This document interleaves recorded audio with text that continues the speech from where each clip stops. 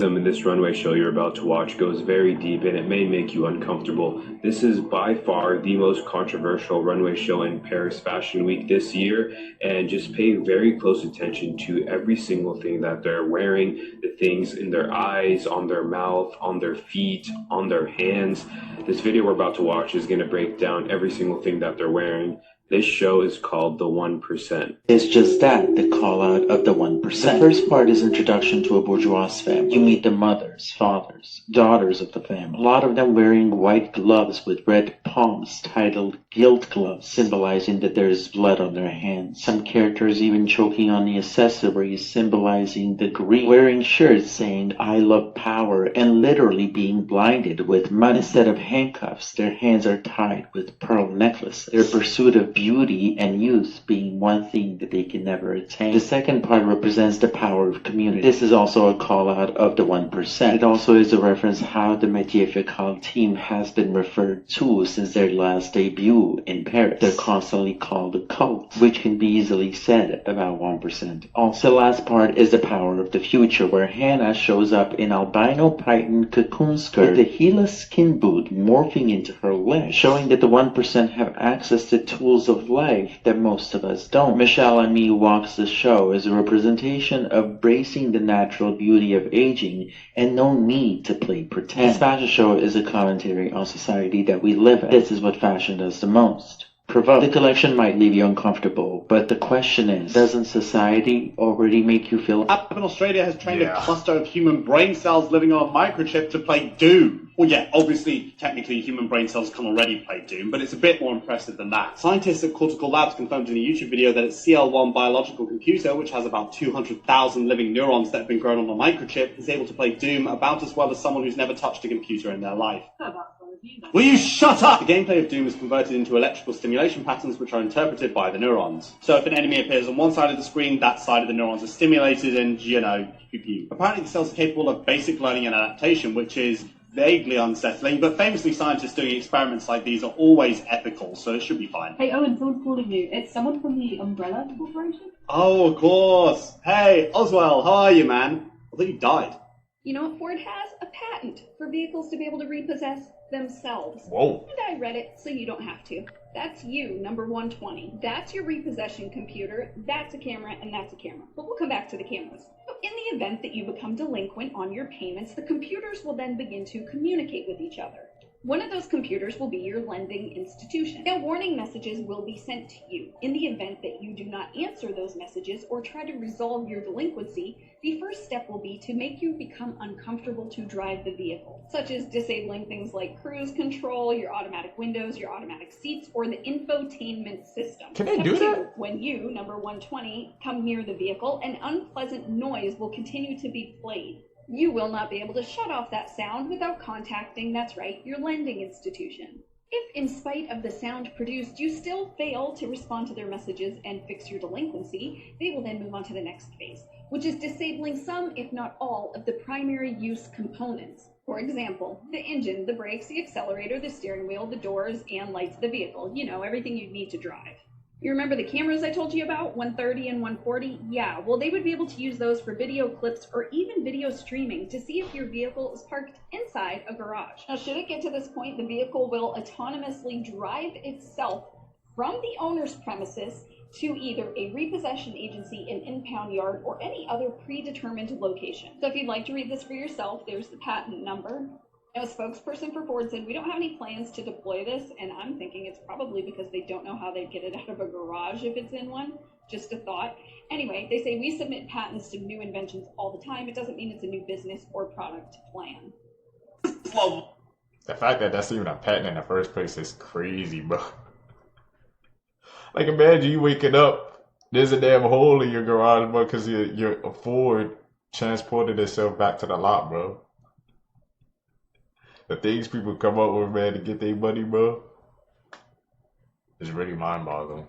Well, guys, Sammy Asdrubal accidentally created a robot vacuum army. He just wanted to control his automated vacuum with a PS5 control. You know, as you do. And then he used Claude Code and found a massive flaw in DJI's system. So much so, it gave him access to 7,000 vacuums that he could control. He could see through their cameras. He could listen through their microphones, which even according to him, he was like, why does the vacuum have a microphone? And it would even tell him the GPS location because this dude just wanted to play Vacuum Simulator at home. Wow. This is the most terrifying way to go, like being lost in the real life backrooms, aka the Paris catacombs. Combs, you are gonna see the lost footage. This video camera was found deep in the catacombs. It was picked up by a catacomb explorer. When the footage of this camera was played, everyone was shocked because a man was lost and he was recording. He was extremely deep into the maze. You know you're deep when you start to see the skeletons. Because over 6 million bodies are buried there. From the footage we have, he is sprinting down these tunnels as if something is chasing behind him. There's catacombs, man. It's a scary place. I don't know why And anybody as his want to go breathing there. increases, eventually he drops the camera and runs into the darkness, never to be found again.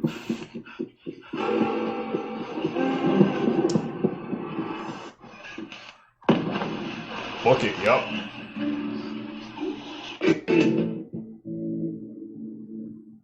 There's a spider in there, bro.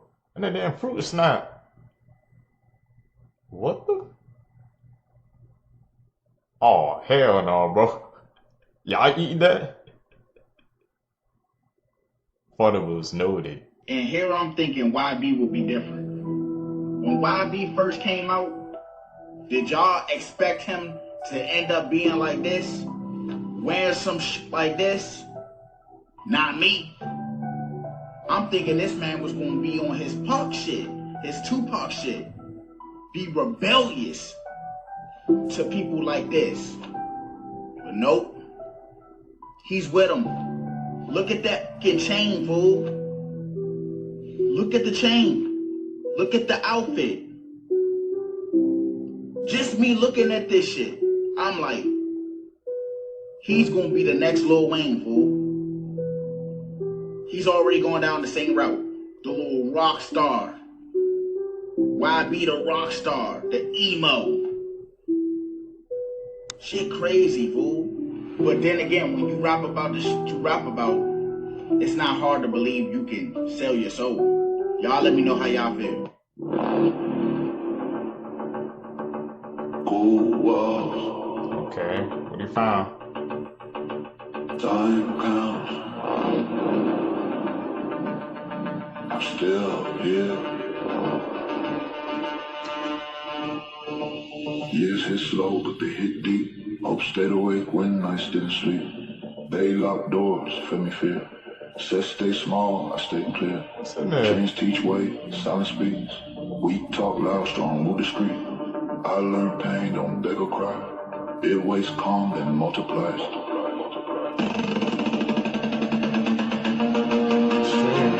Connected to something. Slow breath, jaw set. Freedom tastes like unpaid debt. Paid debt, paid debt, paid debt, paid debt, paid debt, paid debt, paid debt. Redemption. Treasure, what the? Paid in time.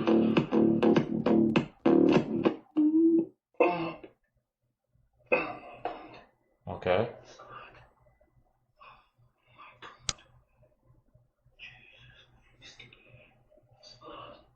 This has to be Planet, right?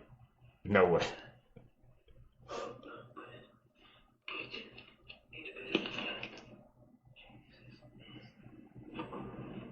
Okay, what's in it? That's what we all want to know.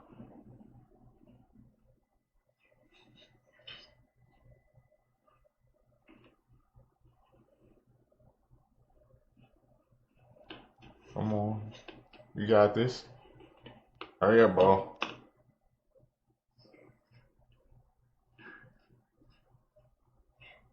Alright. Big reveal.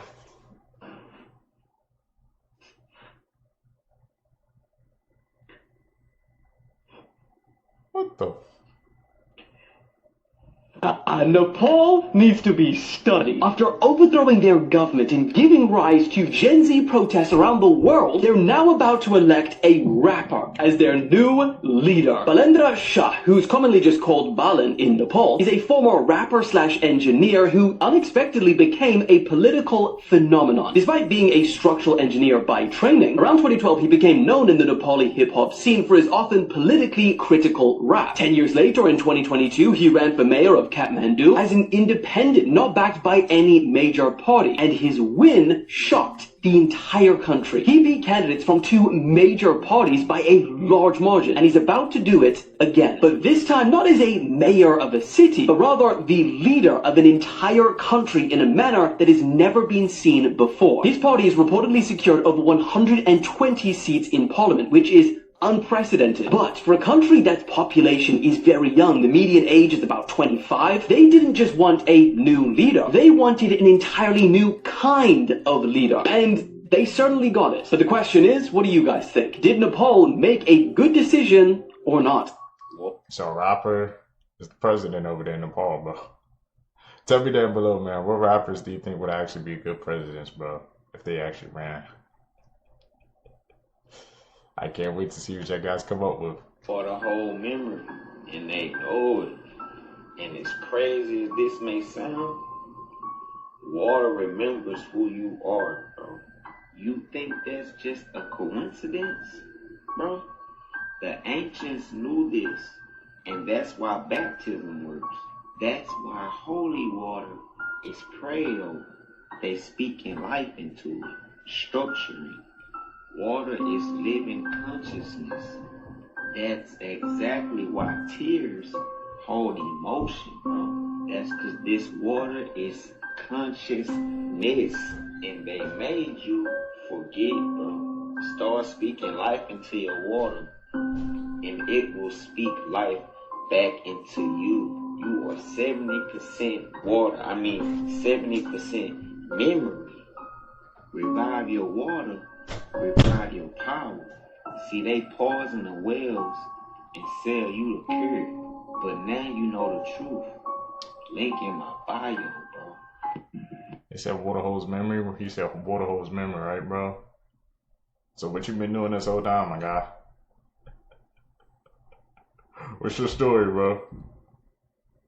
I'm going to find out.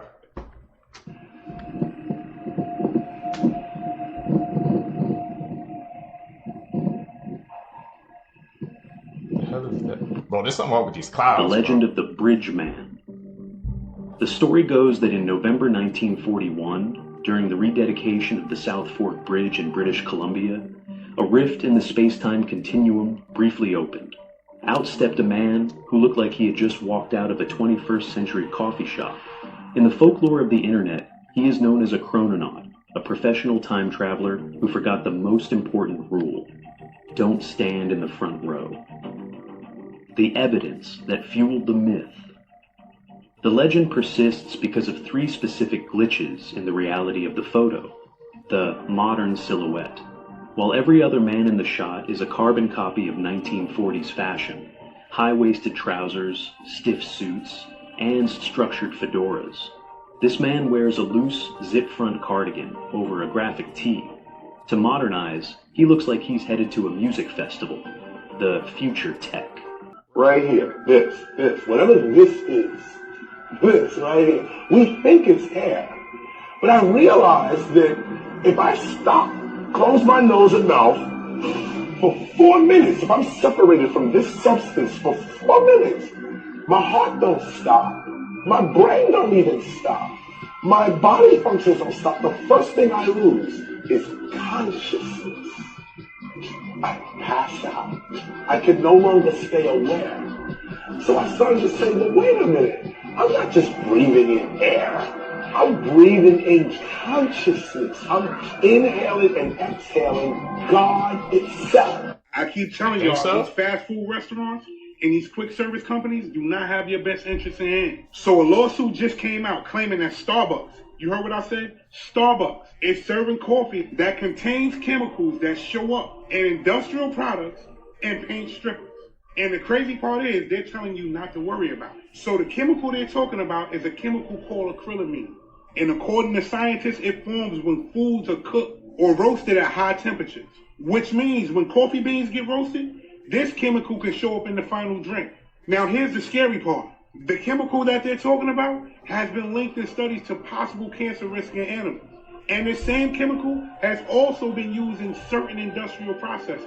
Now the question we need to ask, why are they allowing people to drink something with that in it every single morning? And here's where things get interesting. Lawsuits started popping up saying that Starbucks should warn people. California even tried requiring warning labels on coffee. But then the regulators stepped in and said, don't worry about it. They claimed that the levels are too low to matter and that coffee has health benefits. Now think about that for a second. You got a chemical connected to cancer studies found in a drink that billions of people consume daily. And the final message is, yeah, it's there, but it's fine. So now the question just isn't about Starbucks. The real question is, how many chemicals are we consuming daily? That's something to think about. Pay attention. Using AI to slip adverts into shows that you're already watching and you wouldn't even know. The actors in the show will do the adverts unknowingly. Check this out. Look, this is Suits. Normal show, everything's working as normal. He's coming out to jump in the car, and then suddenly an ad break hits. AI generates the advert, different for everyone. This one's a Coca-Cola advert, takes you over to Coca-Cola, and then it just seamlessly goes on with the show. The actors themselves in the shows are going to be the people presenting the products that the advertisers want. Every person gets a different advert depending on their own selected advertising. Old shows like Friends, an ad break shows up. Suddenly, Joey reaches down and grabs a Beats by Dre headphones, and then you can go over and click on it. They're seamlessly adding these products in and even having the actors showcase them, and they don't need to bring the actors in. It's just going to be seamless. That's bad. Encino House.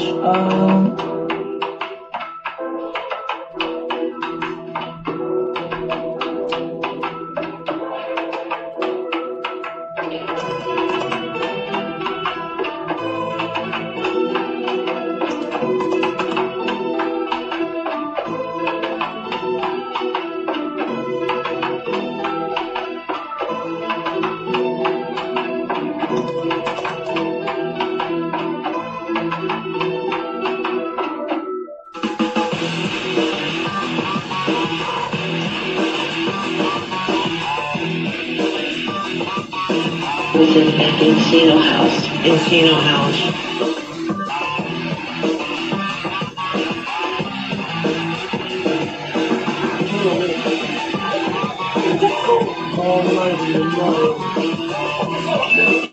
At 12:50 a.m., the security alarm goes off, says there's an intruder. After playing back the footage, the homeowner was confused. What happened here? I see some pulses of light. I personally watched this footage over and over again, and the only excuse I can come up with was possibly a direct energy weapon or something interdimensional. Could be. You do hear a loud blast going off, and then on camera you see a shockwave begin to roll by.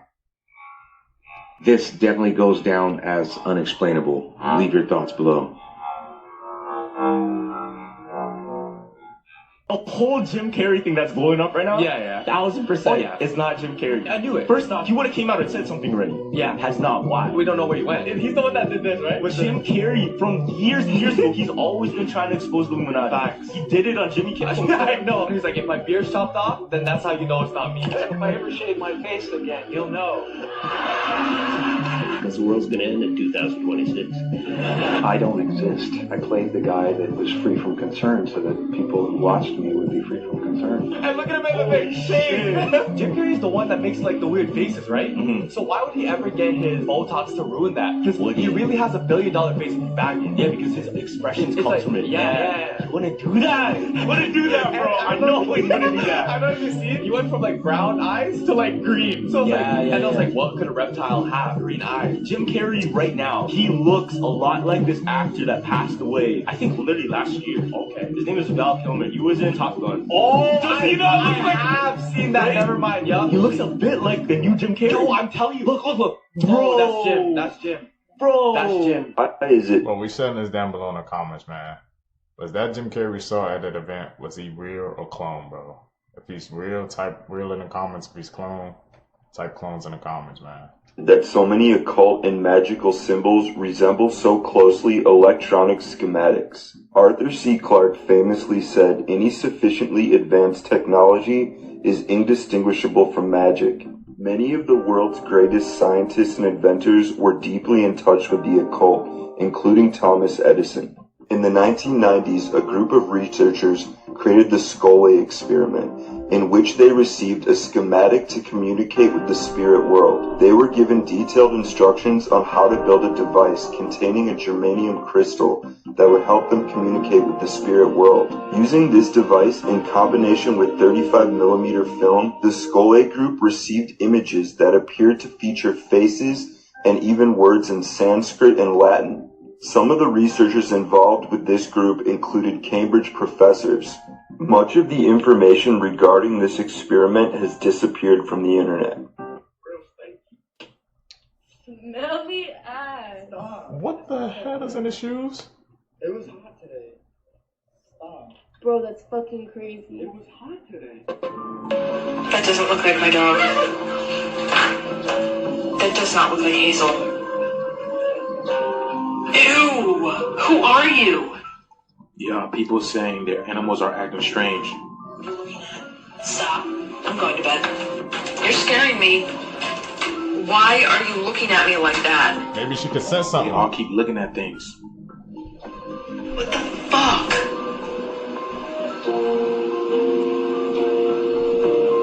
Oh my god, bye.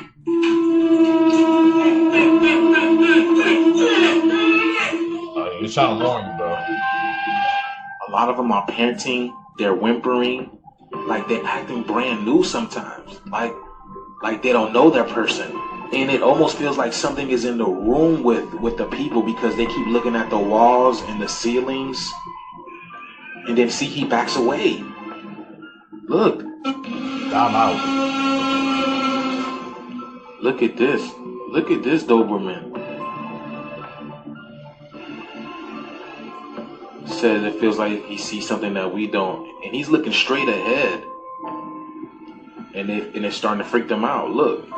He's looking straight ahead. What is he looking at? People have been saying their dogs have been acting like this for weeks. This dog tries to get in the shower with her owner and won't stop sniffing her. And forget being right by her side. He literally wants to be inside of her. It's like they feel some type of energy around him. You see, look at this one. He's just staring at nothing or at the wall. What is it that they see? Spirits. What is it that they see? Look at the eyes of the dog. What can they see that we can't? Bro, I don't know what's wrong with this dog. I don't know if it's mechanical, but like it's been doing this the whole day.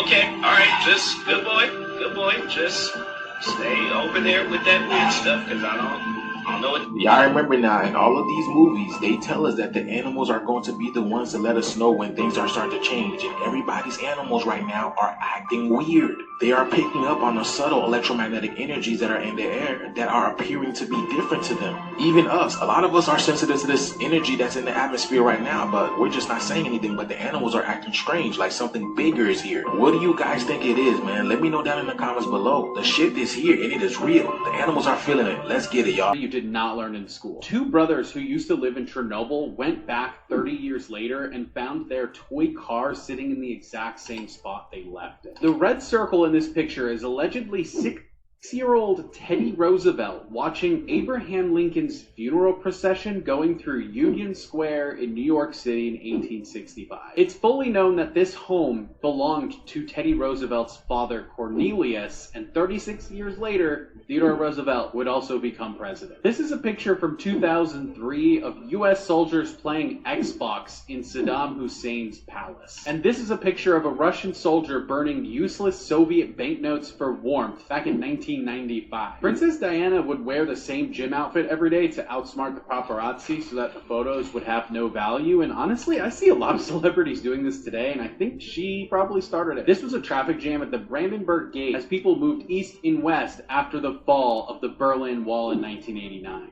Making the mega church down the road not help with baby formula, but put on big shows like this. Santa Claus is literally flying across the arena. Somebody make it make sense. Something is definitely going on with TikTok. And if you're like myself and many others on the app that have opened it since the holiday, you've noticed that you've been seeing old videos and your FYP seems to be all over the place. And I'm talking about videos that you've liked, commented on, and even saw months ago. There is a lot of speculation out there as to why. Let's dive in. And for number one, keep it in the back of your mind. They claim now that they've sold TikTok officially. And there are a lot of people making alleged allegations that this is all due to the fact of the individuals that they sold TikTok to. And there are also a lot of alleged videos floating around all over TikTok where people are claiming that something occurred in December that they don't want us to remember, or that something is going to occur that they don't want us to see. And the alleged allegation is that's why you're seeing the same videos over and over again on your FYP. So if you think about this and keep it in the back of your mind, one of the best ways, if you wanted to do those alleged allegations, would be to do what? Switch up the algorithm, switch up the FYP. Why do I say that? Because think about it. You're on this thing daily, and you know what you saw, you know what you like, you even know some of the videos that you favor. And then when you start seeing the same thing over and over again, it kind of puts a little block as to what's actually going on. Or this could also be the fact of them doing the changeover, and they're resetting or rebooting the algorithm altogether. So this could be, once again, like I went and said earlier in this video, they have sold TikTok. It could be the new owners just kind of switching things up. Let me know your thoughts on this in the comments. And as always, I'd love to hear from you. As he drove, the car's AI scanned his face and flashed red, warning him to wake up. He was confused because he wasn't sleeping and tried sitting up straighter to look less tired. But nothing worked until he forced his eyes to open super wide. When he let them go back to normal, the alarm rang again, going off 20 times during the trip. You see, the AI was designed to beep whenever it couldn't see the iris. But the man naturally had heavy eye folds, which are when the eyelid's skin and fat overlap near the nose, forming a smooth flap that covers part of his iris, making the AI think he was sleeping. I need to know. That's diabolical, man. What the hell? You need to fix that, bro. Imagine driving down the road, man, keep saying wake up, bro. How if we could have shut down this whole damn car? You know, AI, bro. It's not a perfect product. You need to fix that expeditiously, bro. If I'm the only one absolutely terrified of this animatronic. I saw the new Avatar movie the other day, which, by the way, way too many whales for me. But this animatronic is absolutely horrifying.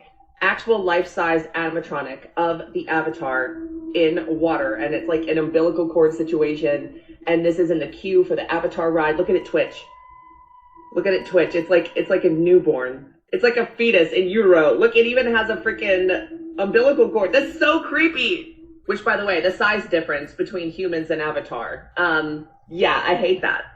But this dude is 9 feet tall, and he's laying long ways in this giant tube, like, twitching. And I just imagine being the person that has to shut out the lights at this part of the ride at nighttime. And oh my God, could you imagine being in the dark with this thing? Like, this photo in particular just heebies my jeebies something fierce. It gives off such a dark and sinister vibe. Like, I'm so scared that thing is going to break through the glass and get me. It's not Jake Sully. Otherwise, I would say he can get me. This is, like, undeniably terrifying. Am I the only one scared of this? Please let me know. Like, look, it has the little umbilical cord. Like, ugh, the twitches is the thing that freaks me out the most. Let me know how we're feeling about this thing. And did you see the new Avatar movie? How did you like it? I thought it was better than the second one, but nothing can top the first one. I love the first one. So do y'all see that there's been an investigation launched about, get this, hunting humans, a game where elites will hunt humans, and they called them cyber safaris, but instead of it actually being hunting animals, they were hunting humans, and they would set these bases up in Italy, kind of like this movie, in a different country in the middle of nowhere, where they would set up these bases where rich people would watch and go and hunt regular human beings like you and I for fun. And in 1997, this is when this allegedly happened, which means it's probably been happening for like ever now, right? You've heard about these types of games where rich people will hunt regular people like us, but it's even weirder because this is not a new tradition. This is not a new thing. This used to happen back in the Coliseum games, where they would literally put random people like you and I in the middle of the Coliseum and have them fight with all types of crazy beasts, like lions and bears, and also other like Nephilim beings and things like that. So this is not new to humanity. Humanity has been doing weird things like this, and the elite has been controlling and operating things like this forever. This has always been going around, but y'all search it up. It's called the Cyber Safari, Italy, 1997, and they're doing an investigation, full-on launch, about how they hunted human beings. It is insane. Should I go down that rabbit hole, bro? It's giving off like some damn Hunger Game vibes, bro. You know, people just watching other people go at it, man. And then Trump earlier this year, like, he introduced the Trump game. It's not like, obviously it's not to the extent of the Hunger Games, but it's like people from, he said, representing each country going to like a sporting event or something like that. I don't know, man. I just heard about it, but bro, that was scary, man. Just what it kind of represents of what that dark path of, if somebody turns that to something else, man.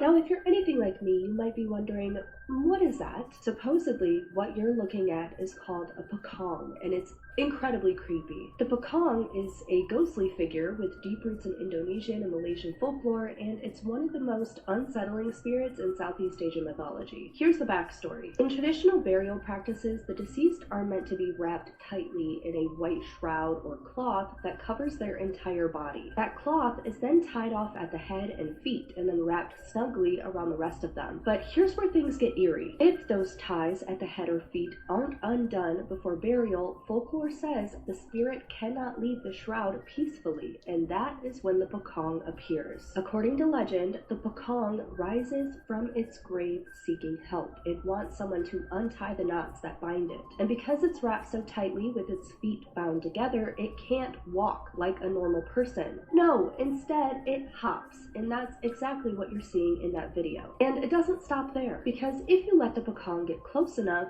you'll get to see the pale, decaying face of the deceased with its empty, hollowed out eye sockets staring right back at you. There's something about the way it moves that's very unnerving, and if I saw that coming toward me and didn't immediately drop dead of a heart attack, I would probably have the same reaction as the guy in the video. So I'm guessing it's over for David. According to multiple reports, prosecutors are finna get this man for the murder of Celeste Rivera. And it's crazy because people like us knew all along that this man did it. You got the songs, you got what he said, everything. All the videos with him playing his shoes, like everything was sus. I don't know what took them so long to figure out that this man did it or had something to do with it. All you gotta do is put two and two together. It's common sense. His vehicle, she's cut up in his shit. Like, come on, y'all. Boo. Netflix might as well go ahead and make a goddamn movie out of this, because this shit finna be crazy. Y'all think all the shit leading up to it was crazy? Like all the videos, people trying to put pieces together and shit? It's gonna be even crazier in court. I'm trying to tell you, niggas gonna be like, they gonna go so deep into this man's life. This man literally said he liked watching gore. He liked watching people get their cut off. That's mental. This man was mental, y'all. I just gotta know leading up to it, like, what made this man do this? Y'all stay tuned. What the hell did NASA just film on live stream, y'all? It seems like these UFO sightings are getting stranger and stranger. With 3A Atlas out there and people keep talking about it, we might actually get cooked. You know, there's a man who actually said there's a room with a portal in it, and we've been making contact with 38 Atlas and exchanging information. Bro's out here admitting to actually having press conferences and meetings with aliens. We got the mainstream media actually coming out and saying their aliens are real and we found them. They're out here admitting that Area 51 is real after years of saying it's not real. They've been telling us that aliens and UFOs were fake for years and calling us conspiracy theorists and crazy. And now they're actually admitting to it that it's real. I don't know, y'all. Let me know in the comments what y'all think about this. Days of YouTubers not being considered real journalists are long gone. Because what's just happened today in the Minnesota fraud scandal is wild. So earlier this month, as reported by the Associated Press, federal prosecutors said that half of the $18 billion in federal funds that was given to 14 different Minnesota-run programs, we're talking disability care, addiction treatment centers, food for the underprivileged, childcare, etc. They believe that half of that may have been stolen. They said the magnitude of the fraud in Minnesota cannot be overstated. Staggering amounts of money could have been lost. But for the American taxpayers, those were just words. That is until a 23-year-old YouTuber, Nick Shirley, posted a video that for millions of people suddenly made it feel real. Nick went to multiple daycare centers in the region which he claimed had taken millions in state funding to look after hundreds of children. But when he entered, they were deserted. No children were found. Now, not only did this post go instantly viral, it got 116 million views on X and 1.9 million views on YouTube, but it was also seen and shared by huge political figures on the right, including Elon Musk and Vice President J.D. Vance. Even the U.S. Attorney General acknowledged Nick's video on X, saying that 98 individuals, 85 of which are Somali, have been charged in this fraud investigation. But today, it's gone even further because the DHS is now on the ground in Minneapolis going door to door at suspected fraud sites, even telling CNN that this was triggered in part because of Nick's video. What is that? It's a nail. What? And I'm cutting up chicken to make some Alfredo. And you guys, this is in the chicken. No. I'm done. Like, I want to throw, and I have 2 packs of chicken. Are you kidding me? Throw it away. What the hell was that in the chicken? Could that be what they're putting in the chicken? Because that looks like chicken breast, right? Could that be the reason why guys are growing? I don't know, guys. Something to think about. Somebody else said that, right? But what was that? Could it be something that starts with the letter H? Stop playing with me, son. This video is for entertainment purpose only. I don't know where that came from. I don't know who that lady is, and maybe she put that in the chicken. Shut up! Listen. Back in the days, guys didn't have this.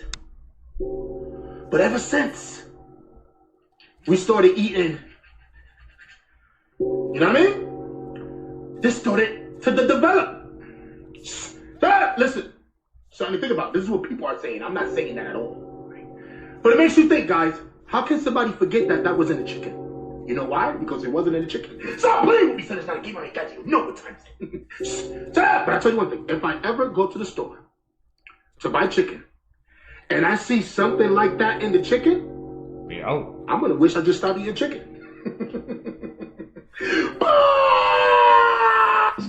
Bro, what was in that chicken, man? Is that like they said, is that what makes the chicken grow so big, bro? We eating fake chicken out here, man, it's not gonna be a shock or surprise, bro. But that's freaking crazy to wrap my head around, man. She was cutting up the chicken, she just found that. At that point, bro, throw it all away, man. Going into 2036, bro, we about to become vegans. And John Stewart Reed, he does what is called music medicine. Uh-oh. No, it's actually pretty cool. Oh. His father was a scientist. They were allowed access to the King's Chamber in the Pyramid of Giza. Wow. And you know the big box that's in there? Sarcophagus. Ooh. What they did was they put the that frequency reader, that where you put a certain frequency and it makes a pattern. Yeah. They're reading the frequencies from the King's Chamber and they put it in the sarcophagus. And what it did was it formed different hieroglyphics. Weird. But he said something very strange happened. So years prior to that, he got in like a car accident, broke his back, and had to have surgery. And so he lived with like chronic back pain. And he said after they did this experiment with the frequencies in the King's Chamber, his back never hurt again. Oh my gosh. And so he started studying it from the 80s. And basically what he does, it's called music medicine. They take people with like diseases and chronic pain, and they play certain frequencies. And he says their blood gets pumped full of more oxygen just from these frequencies. Wow. And it allows the healing process to happen quicker. Jake Paul Curse might be alive and well because Anthony Joshua just got into a 2-car accident in Nigeria. So reports are saying that Anthony Joshua was visiting Nigeria and he got into a car crash that could have ended his life. Matter of fact, look at this shit. This shit is crazy because AJ could have lost his life in Nigeria. Look at that. They're actually pulling him out the car. Damn.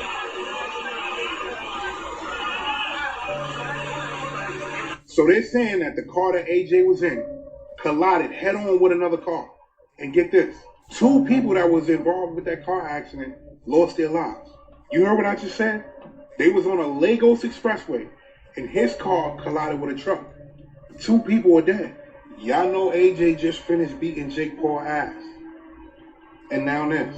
That's an accident that could have been career ending. That's an accident that could have been life ending. I told you that 2 people lost their lives. Let's hope AJ is alright.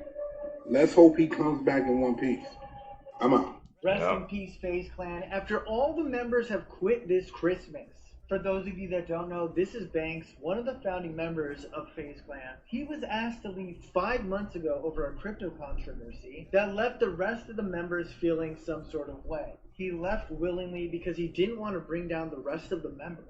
But now, only 5 months later, the rest of the members have posted to Twitter that they are all leaving. Banks put out a statement saying he has nothing to do with this, but he still wishes everybody the best. As you can see, one by one, these guys posted online onto Twitter. So apparently the reason that everybody's leaving is because of GameSquare. GameSquare took control after Banks stepped down, and a place that was once a place of freedom, community, lifestyle, has completely changed into something corporate. Since the shift to GameSquare, things have felt more corporate, and some have even come out to say, including Aiden Ross, that there could be a 20% that needs to be given to GameSquare of each member's royalties and earnings. This is primarily, alongside the fact they don't like the new shift in management, is the reason why everyone's leaving FaZe Clan. Man, bro. FaZe Clan, man. The fact that it's coming to an end, bro. They all left. Jason Wayne, Lacey, Rage, Silky, Adapt, Kason, freaking Rug left. Who else? Swag. It's just like, bro, it's all coming to an end, man. We know FaZe Clan. I've been watching some videos, bro. Coming up on, I was watching the Cloudhouse era on YouTube. I think that's when I was really first introduced to the FaZe Clan, bro. That's crazy, man. They all left, man, over that. They said because GameSphere took over, they wanted that 20%. I guess they said that ain't about to happen, so they all just left, bro. The fact that Rug left too, man. Bro, these freaking big groups, bro, they become big, they get all this money, then they go corporate, then the corporate side, they said came in, just took over the company. So messed up, bro. That's why you're talking about, Agent from AMP said they never going down that route. They keep holding on to their share, bro. They control AMP, they do whatever they want, bro. Total ownership. Way to go. Kurt and Nicki Minaj? No. Bro! Black culture is being held captive. I mean, Nicki Minaj. I don't think that's a good role model for 18-year-old black girls. Please welcome Nicki Minaj.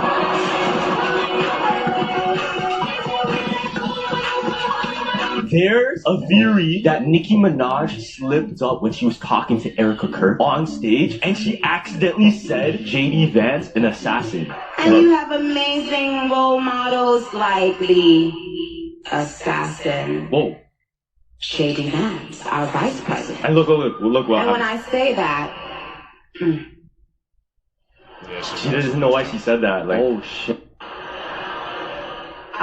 Trust me, there's nothing new under the sun that I have not heard so See what I mean? And so when she said that, and she did it in a bag that she accidentally gave the information that people don't know. This is obviously theory. Yeah. That JD Vance might be the reason Charlie Kirk. Yo. Look, and then it just gets awkward. You have to laugh about it, truly. I have been called every single thing, and you know what? God is so good, you let it roll right off your back. If the internet wants to clip it, who cares? I love this woman. She's an amazing woman. She has a soul and a heart for the Lord. And it's just interesting too, because there was a clip of Charlie Kirk saying Nicki Minaj isn't the best role model for young girls. Yeah. And then Erica Kirk brought Nicki Minaj. Now, what in the hell do they got going on in this pool at Russia, y'all?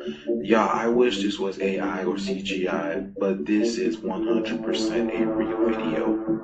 Now, they're saying that this is a thermal pool with high mineral content, but I myself have been to a thermal pool and it did not look this green, murky, muddy, poopy, brown type of water. This thing looks like a bouillon soup, a Haitian Creole bouillon soup. I mean, look at the boy in there, huh? The dumplings, huh? Look at the boy, the dumplings in there, y'all. What kind of seasoning you think they use for this pool over here, y'all? This thing looks sinister. It looks like it's doing something to your nervous system. Me even here just watching this is doing something to my belly, man. I don't know what they got going on in Russia, but I, for one, never want to see this place in real life.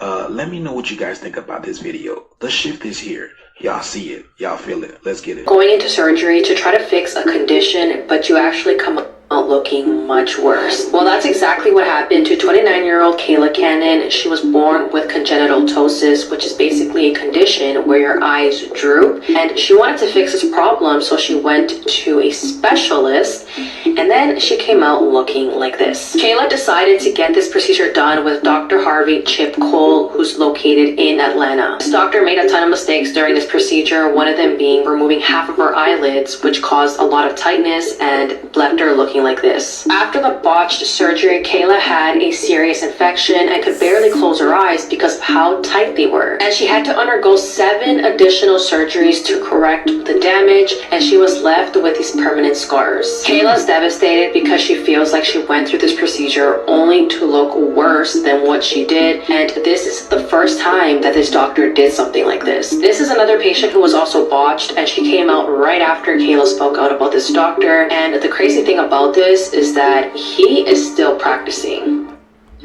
How is he still practicing after two bot surgeries, bro? They tried to get that to, I guess, they wanted to fix themselves, or they just wanted to look better, I guess, for their self-esteem, and look what happened. Don't trust these surgeons out here, seekers.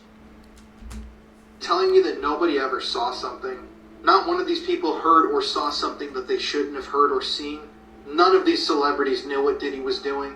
I mean, it's frankly very hard to believe. Everyone's been around that friend who gets a little too drunk and says something that they shouldn't. So you're telling me that P. Diddy never got too drunk, too high, too whatever, maybe even too comfortable around some of his elite friends and never said anything about what he was doing? I mean, for decades, P. Diddy has been a hardcore sexual predator, running a massive sex trafficking operation that has involved many, many minors. And still, nobody ever heard or saw a single thing? I mean, with the amount of parties that P. Diddy was having and the people that he was inviting, these seemed like pretty big events that he would have to prepare for all the time. And it seems like one person in his organization would tell somebody something, right? Well, I guess not. We should just trust all of these people because they will always tell us the truth. At least, that's what we're told to do. But I don't buy it. Somebody saw something. And I think that there's a silence in Hollywood because not only are people complicit in this stuff, but there had to have been many, many dozens, if not hundreds of others who saw the signs, who saw the victims leaving P. Diddy's place, who were told things over drunken or stoned conversations, who just sat idly by the side and did nothing. And honestly, it doesn't get more disturbing than that. Just food for thought. That one get taken down. Found in people's houses, part 1. Up first, a married couple moved into a new house when they decided to rip up the carpet and get a new one. But what they found underneath the carpet is absolutely terrifying. Underneath the carpet was a pentagram, which is a symbol of the devil and devil worshippers. This is extremely scary because the previous homeowners were definitely doing satanic rituals. Next up, a homeowner decided to move a mirror in his house when he discovered a camera behind it. There was a specific hole cut in the wall for the camera to fit, making you think whoever put it there did it to spy on the people living in the house. This is so chilling and disturbing, I would immediately move out. Yeah, especially at the first house. Saw that Pentagon? I'm out. Deuces, bro. That property is cursed, man. We definitely out.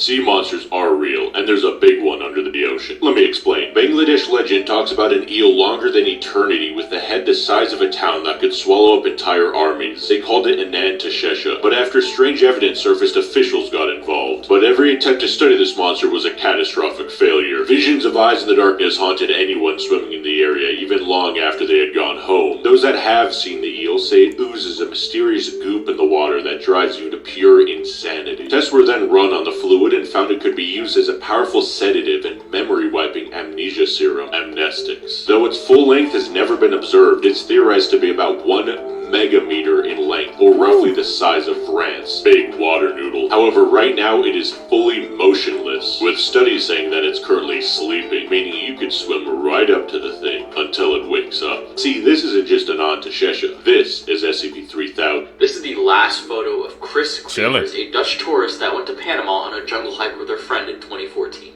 The mystery of their disappearance still remains unsolved today, so let's talk about what we know.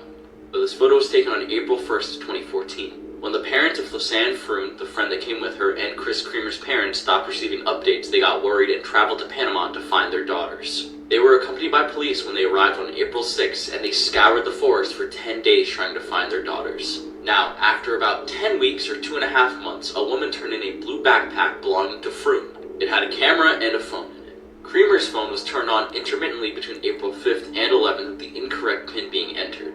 Froon's phone died on April 4th. What they found in the photographs was disturbing. 90 flash photographs were taken intermittently between 1 and 4 a.m. One of the last photos had Kremers' hair with blood all over it, and it was a photo of the back of her head. 2 months after the back were turned in, they discovered some bones. They found a pelvis bone and a foot bone, and upon analysis, it belonged to Froon and Kremer. It's even weirder, upon all of the bones and the findings they found, there are no discernible marks of trauma or any marks on their bones at all. So it's still a mystery on how they might have died. And it still remains unsolved 10 years later today. Froon's bones appear to have skin on it still, and then Kremer's bones appear to have been bleached. Because of the cleanliness of this scene, I don't think an animal got to them. That was my initial thought on reading this story. I think somebody who does this a lot got to them. Because somebody did this very swift and clean, and they really left no evidence to be found. This story is one of those cases that keep me up at night. Let me know what you guys think about this case in the comment section below, and as always, these videos are for informational purposes only. Here are some That'll news keep me up you at night. actually want to hear. Alright, firstly, Spain has pre-approved a law that gives pets equal rights as humans. So by law, if you see a pet on the street, you have to treat them the same way as a child. Next, do you all remember the Success Kid meme? Well, from this meme going viral, this young boy was actually able to pay for his father's kidney transplant that was over $100,000. Now, believe it or not, but archaeologists actually found the real tomb of Santa Claus. And yeah, it might not be the Santa Claus you're thinking of, but the original one. His coffin was found under a Turkish church. Moving on, Portugal has made it illegal for bosses to contact employers after work hours. When is this going to go global? And finally, the dodo bird went extinct in the 17th century. However, after a DNA breakthrough, scientists say this bird could come back to life in the next couple of years. I'm kind of iffy about the last one, especially with the dodo bird. When you mess with the ecosystem like that, you don't know how that can affect everything else, man. It went extinct. Just let it lie. I don't like when they be messing with the laws of nature. Just a cigarette and it cannot be that bad. Honey, don't you love me? And you know it makes me sad. Just a cigarette like you always used to do. I was different then. I don't need them to be cool. Weird I remember facts the you Chris did not Wallace know one. about. In 1981, 3 young men found the murdered body of a woman laying in a roadside ditch in Ohio. She was known as the Buckskin Girl. because of the poncho she'd been wearing, but police struggled to identify her for decades. That was until 37 years later, in 2018, when DNA analysis identified her as hitchhiker Marcia King. Her mother had still been living in the same house, with the same phone number, never giving up hope that her daughter may return home one day. Marcia's murder remains unsolved, but the case is still open. In a form of doping known as boosting, wheelchair athletes with spinal injuries will sometimes intentionally injure themselves. Below the waist, they cause their bodies to respond by raising blood pressure, thus enhancing their performance. Techniques include clamping down on a catheter to overfill the bladder, breaking toe bones, and administering electric shocks to the legs, feet, and testicles. Boosting has been completely banned by the International Paralympic Committee since 1994.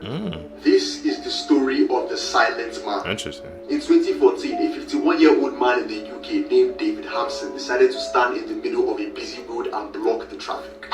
The incident was then reported and police officers arrived at the scene to see what was going on.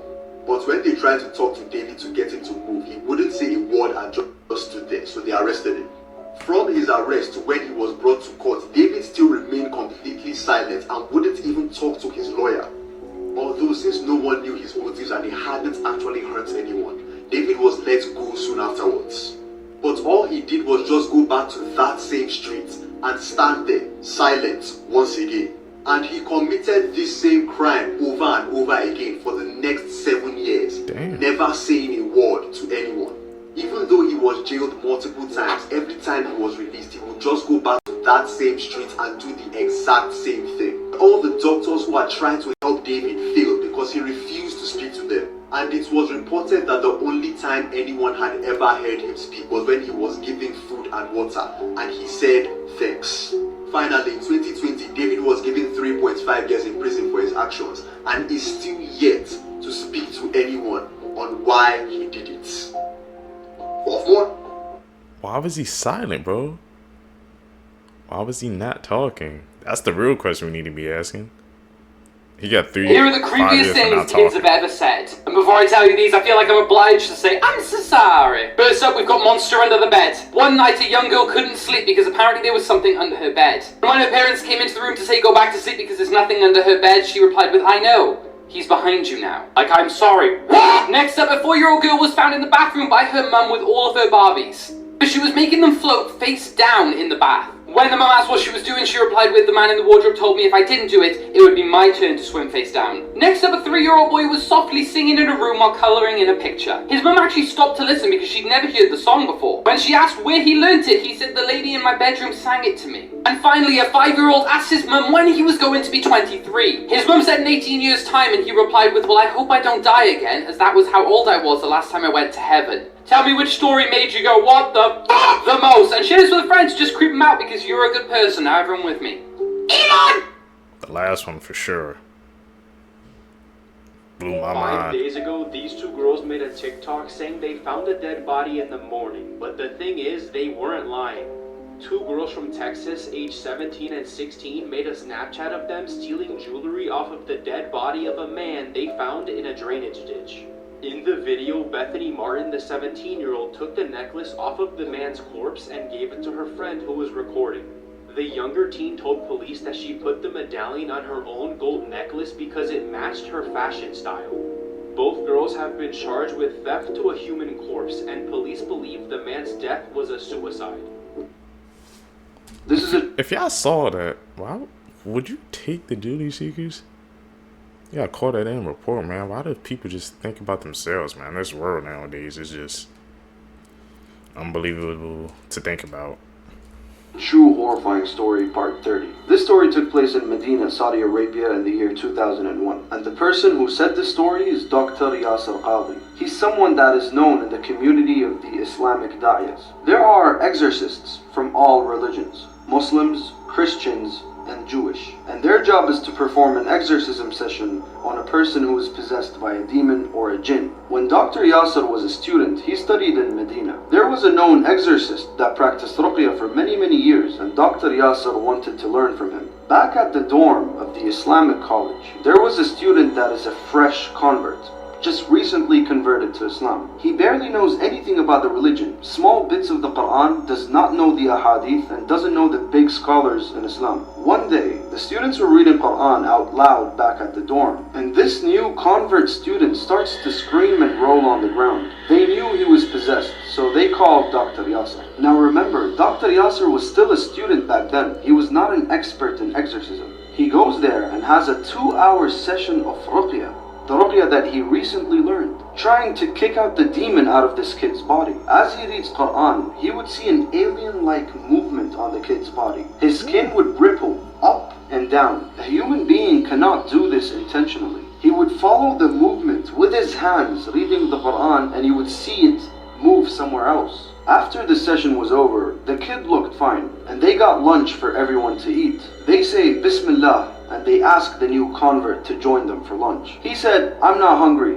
it's okay." As they were eating, one of the students drops a piece of his food on the ground and ignores it. The convert student immediately jumps like a snake, picks it up and gobbles it down with his left hand. Dr. Yasser lets the food go and gets up, knowing that this kid is still possessed. He tries to intimidate this demon by shouting, "I'm gonna bring Sheikh bin Uthaymeen to read on you." Now, Sheikh bin Uthaymeen is a huge Islamic scholar, and he passed away around that time in January 2001. This kid laughs hysterically with a raspy demonic voice. He gets up and he asks, "Are you going to bring him back from the dead?" This is when they all realize that this wasn't a human entity that spoke. How can this new convert know who Sheikh bin Uthaymeen is? And why would he say he's not hungry but ate food that dropped on the ground? And how was his skin rippling? Jinns can harm you, and the harm is tangible. This is not a joke. Being possessed is very, very real. Even to exorcists, it's very dangerous, and only people with very strong faith can do it. Creepiest home camera footage. In 2017, a mother in Billings, Montana woke up in the middle of the night to a notification on her phone. Her phone was synced to a baby monitor she had set up in her infant daughter's room. On this night, upon being alerted, she opened the app expecting to see her daughter awake in the crib. But instead she saw this. A man she didn't know is seen crouched down in the room. She saw this and ran to the room to retrieve her daughter and run out the house. She didn't see anyone in the room but wasn't exactly looking. When she called the cops, they arrived and conducted a search of the home but didn't find anything. A very odd detail is that it was found that nothing but the remote to a dog shock collar was stolen from the house. Who this man is and how he got in the house is still unknown. Be careful. You never know, man, who's in there lurking. She got her daughter and ran out. Smart move. Submechanophobia is a fear of human-made objects submerged in water, and this could be partially or entirely underwater. So something like a ride where the animatronics come in and out of the water would trigger this. Some of the popular imagery associated with this fear comes from a Japanese folklore park, where a trio of river monsters rise out of a pond. Someone with this fear also may not like the idea of an underwater shipwreck. They may even not like the idea of a buoy. A part of submechanophobia is that people are scared that they could get stuck next to or underneath the underwater object, or that something more dangerous might emerge out of the foreign object, like a body or something, especially if the object is old and abandoned. This could also maybe lead you to believe that it is haunted. Yeah. You guys had that fear of objects in the water? I think I'm okay with that. I have a few more pieces of information to add to the video that I made about missing aspiring LA actress Chanel Banks. This is coming up on your For You page and you don't know what I'm talking about. Go watch the video, but also here's the synopsis. 36-year-old Chanel Banks has been missing since before Halloween. Her cousin is looking for her. Her husband has not been very cooperative. He says he tracked her AirPods to Texas. Police went to Texas. They found someone who says they are Chanel. The body cam footage was seen by the cousin, and she says it is not Chanel. Anyways, the cousin has made a GoFundMe. I think it is for private investigative services and also for the cost of living and eating and stuff while she is in LA because she does not live in LA. But in the description of this GoFundMe, there's some other information that I thought was important to go over. So it does say their last contact with her was October 30. However, 2 welfare checks were performed on November November 7th and 2 more on November 8th. I don't know what triggered those welfare checks, but keep that date in mind, November 7th. So Danielle says that on November 10th, so only a few days later, my aunt, she says, which I'm assuming is Chanel's mom, and I were able to get into the apartment. So very quick after they realized something was wrong. The only items we did not locate are her phone and laptop. She also does not have her vehicle because it's parked in her garage. At the very bottom here it says, we noticed on November 10th, that is when they arrived. November 10th, they noticed that her husband had a busted lip and marks and scratches on his neck and arms. Police were called on November 10th and they took pictures of his injuries, which he did not have 2 days ago when police did the last welfare check. The husband says she does not want to be found. She will reach out when she's ready. He claims he doesn't know where she is. He says he hasn't seen or heard from her since November 7th.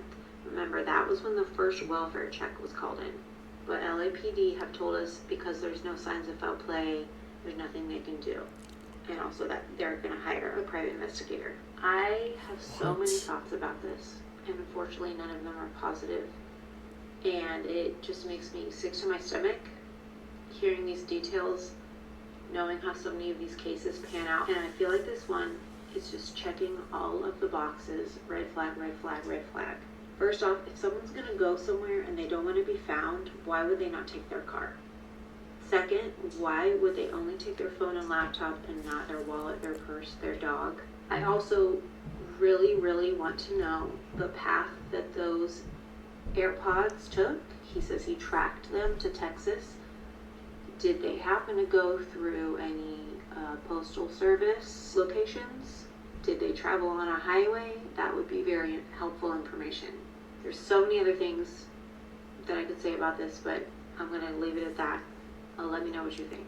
As promised, That's insane, the girl man. accused of protecting this sorry excuse of a man, please meet the still practicing attorney accused of purchasing a 13-year-old girl in 2022. Karel Benjamin Skuman is 35 years old and appeared today in the Johannesburg High Court, pleading not guilty to the multiple charges, 26 to be precise, against him. He is currently the co-accused in a horrific trial detailing gross negligence and abuse of minors. The mother of the girl in question, 38 years old, has also pled not guilty to the charges laid before her. The trial, however, will resume on the 4th of November, where she will continue with her plea. Seeing as there's 73 charges against her, Skuman is still out on bail of 30,000 rand following his 2023 arrest. According to media sources, he is still registered as an attorney practicing under CBS Attorney. The Legal Practice Council, however, has also confirmed that there are 3 active complaints against him, none of which are connected to this case. As the trial continues next week, I'll be sure to keep you updated.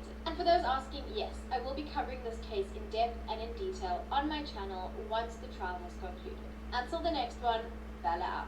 The popular girls at school People need befriended help, this bro. quiet, nerdy girl who ended up unaliving them. Christine Paula was diagnosed with alopecia, so she was bald and had to wear wigs. She also had to wear these really thick glasses, so her appearance made her the target of relentless bullying. She even had to change schools and started attending Clear Lake High School, where the bullying continued. 2 of the more popular girls in school, Rachel and Tiffany, noticed that Christine was being bullied and befriended her. And they gave her one of those like early 2000 movie style makeovers, you know, when they like take off like the nerdy girl's glasses and realize she was beautiful all alone. The makeover was so drastic that Christine was voted Miss Irresistible by her classmates, the same ones that were like just bullying her. Christine, Rachel, and Tiffany were best friends. They did everything together, but unfortunately Rachel and Tiffany were a year older than Christine, so when they graduated, Christine was back to not really having any other friends.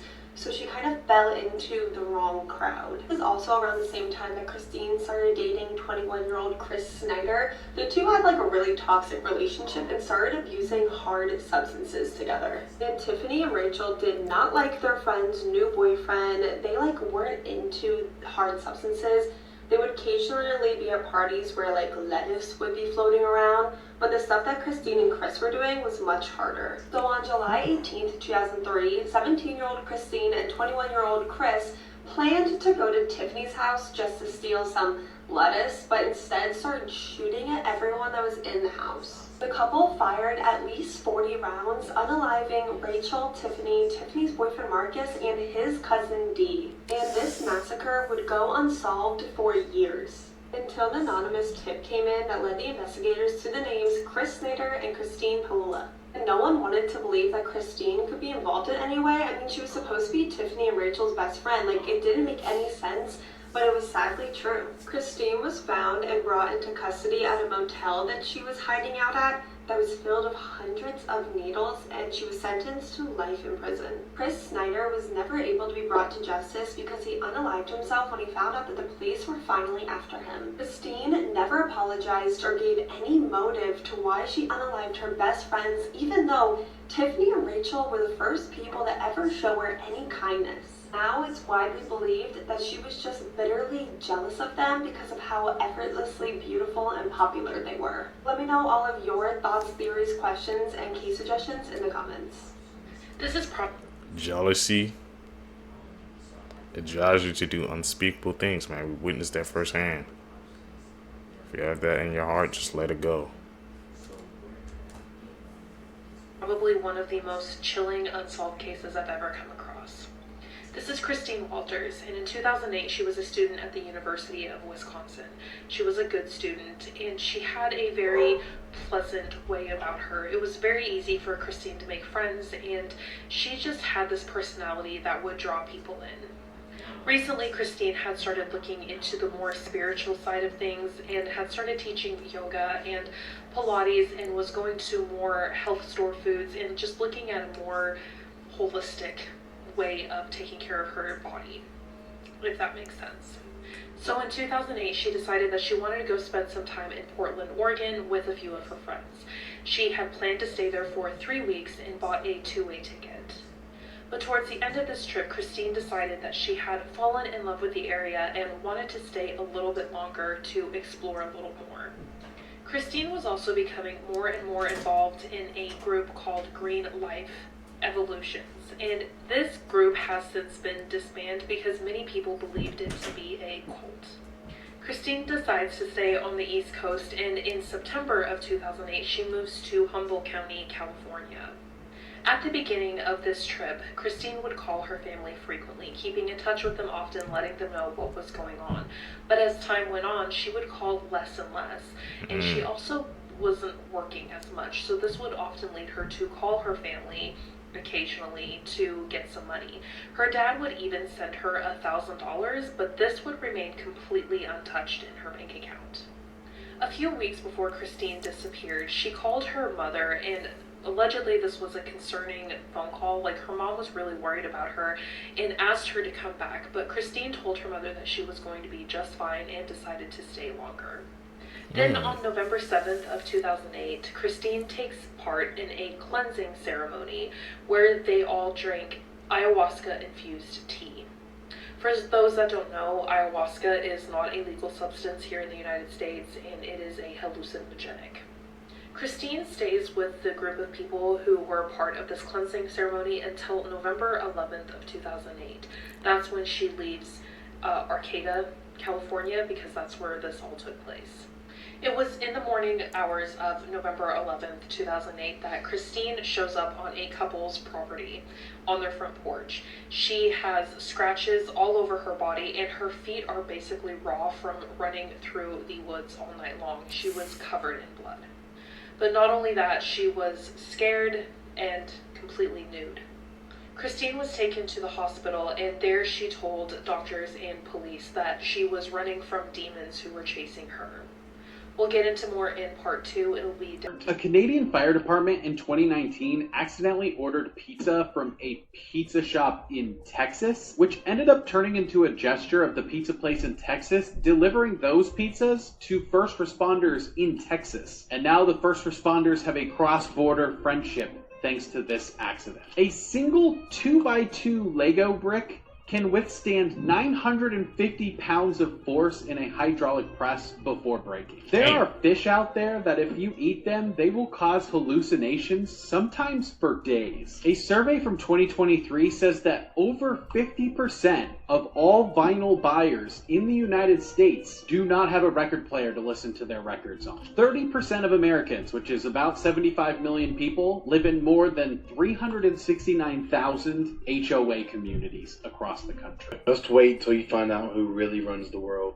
When y'all find out who really running this world down here, y'all are going to crash out, because the people who are spiritually awoke, we know what's really going on. And when y'all find out that a lot of these people that's in these higher up positions are not even human, baby, y'all gonna crash out, because our world has been so programmed to believe that everything that we see with our eyes is the truth, but it's far from it. You went blind. Your brain would stop taking in signals from your eyes. But in rare cases, your brain could just make up images instead. You might think you're pouring into a glass while spilling it across the table, or step forward on what looks like solid ground only to fall down a flight of stairs. You see, the brain is putting in fake images to fill in the lost connection. Now, no one really knows why it does this, and while the condition is rare, it can be extremely dangerous.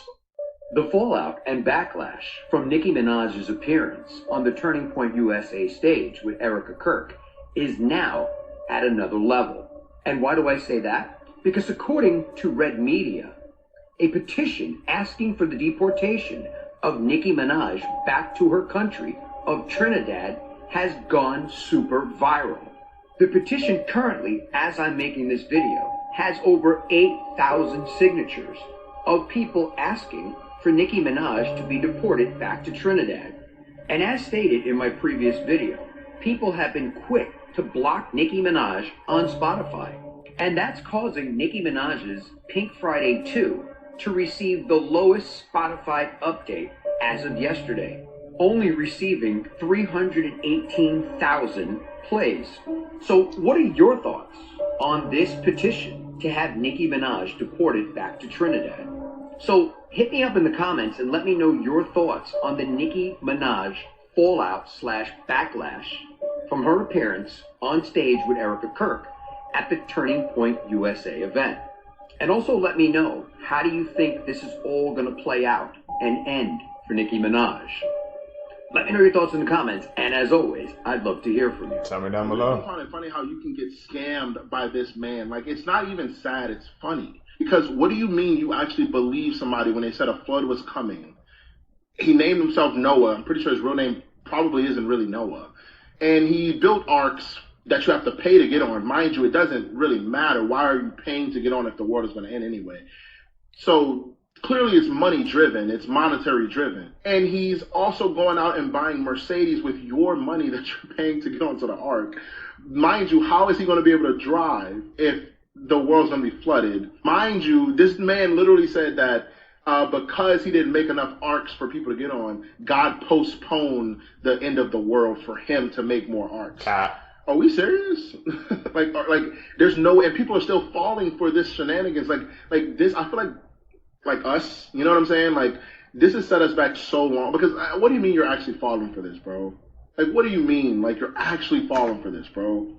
And this really makes me mad, because this puts a bad rap on not only just black people, but also Christians, because y'all just will believe anything that comes out of somebody's mouth if they say that they're a prophet. Like, bro, like, this is so annoying, bro. He literally bought a Mercedes $89,000 car off of y'all dollar because y'all can't distinguish or have any type of discernment to understand what's real or what's fake, and who's fake and who's not. God claims, bro. In 2026, man, you know the year's closing out. We have to leave these false prophets, bro, in 2025. Let's not go through this anymore, man.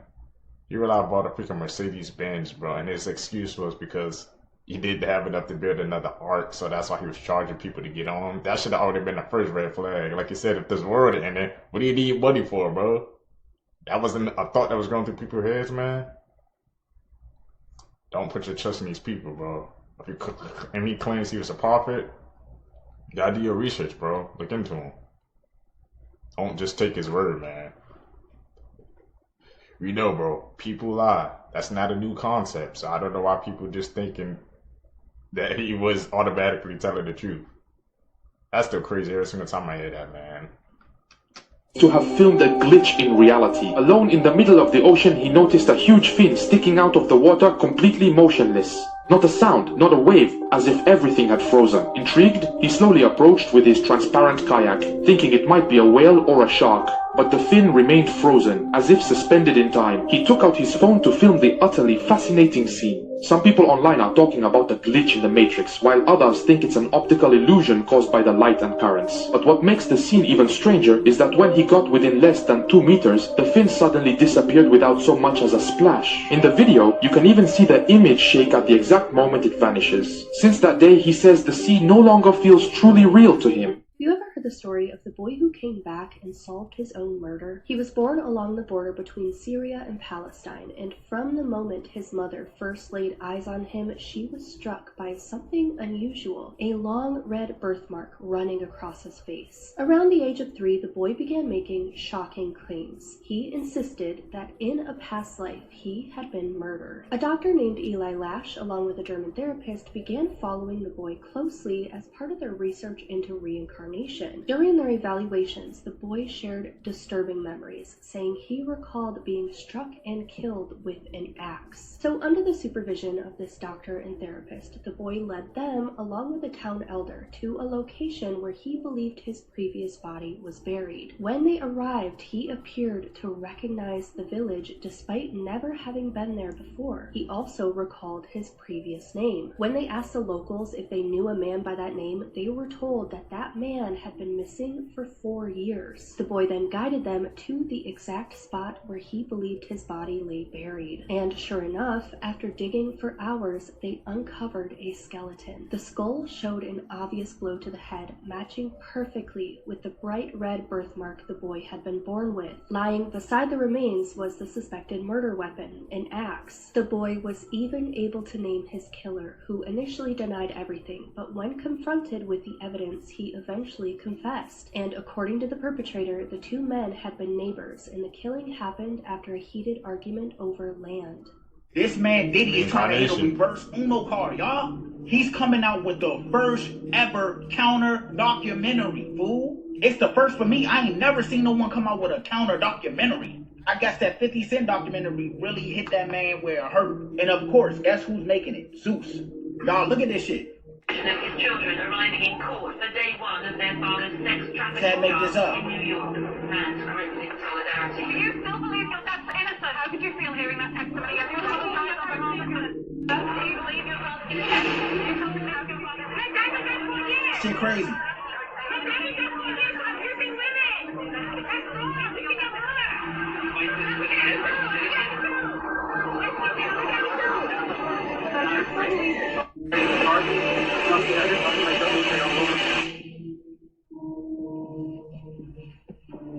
Hello. This is a prepaid collect call from Federal Correctional Institution, Fort Dix.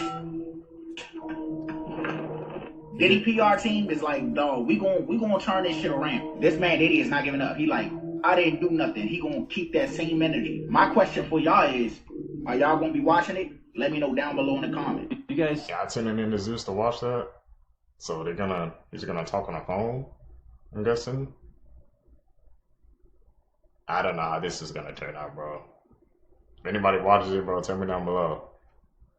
Seen Doomsday Map? They came out with a map that looks like this. Oh, yeah, wow. This is America. They do like the whole world, but this shot is of America. This lady, her name is Peggy Bolton. She did some really fun research regarding the Doomsday Map. She compared what this map looked like. She compared that to the land that Bill Gates has been buying, all Shut the up. farmland. Shut up. Because he is the majority farmland owner in the United States right now. She took the map of the farmland that he owns and overlaid it onto this Doomsday Map. Every single dry land piece was occupied by his farmland, including in California. So California is basically completely underwater, but there's these little pockets of islands. That little one right there, that's one of his farmland. She, like that compared to like Zuckerberg, because on this Doomsday Map, Hawaii is completely fine. And she talked about how Jeff Bezos is also buying up farmland around the US. That all correlates with like these high points in America. It's super creepy. So we need to get a boat. According to to this map, we're good. We're gonna almost have beachfront property, baby. Some apocalyptic scenes are coming out of Switzerland right now. What you are seeing is a glacier collapse that has completely buried most of the Swiss village of Blatten. Over 3.5 million cubic meters of ice, rock, and snow collapsed, causing a massive landslide, which led to about 90% of the village being covered or destroyed. And these are the insane images of before and after the landslide. Now, thankfully, the village's population is only about 300. Plus, their pets and livestock were evacuated days prior because geologists looked at the site and they said,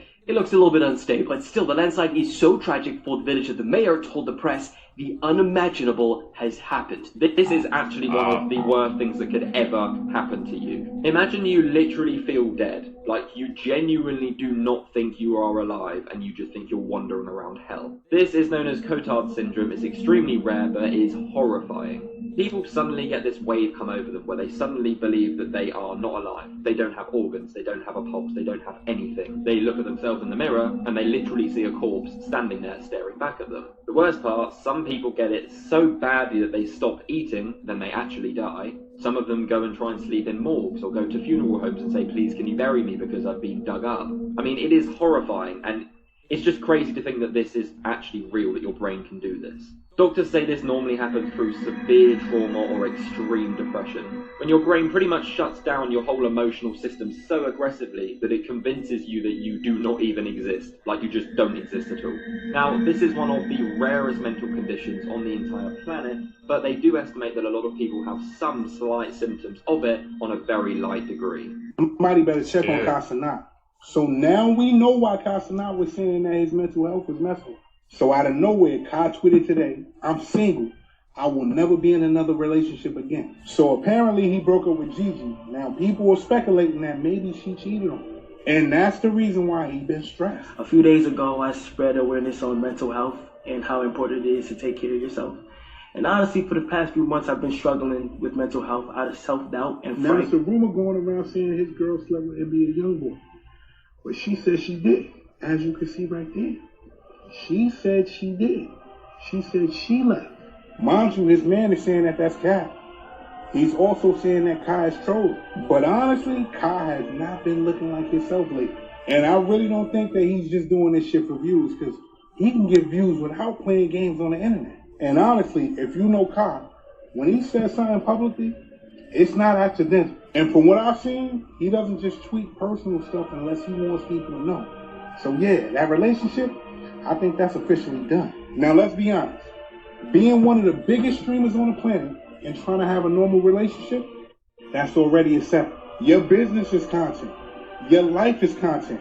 Your breakup is content. And mind you, the tweet says it all. I will never be in another relationship again.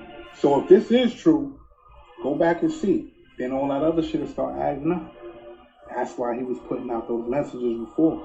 He was going through it. Apparently. I'm out. I didn't even notice that before.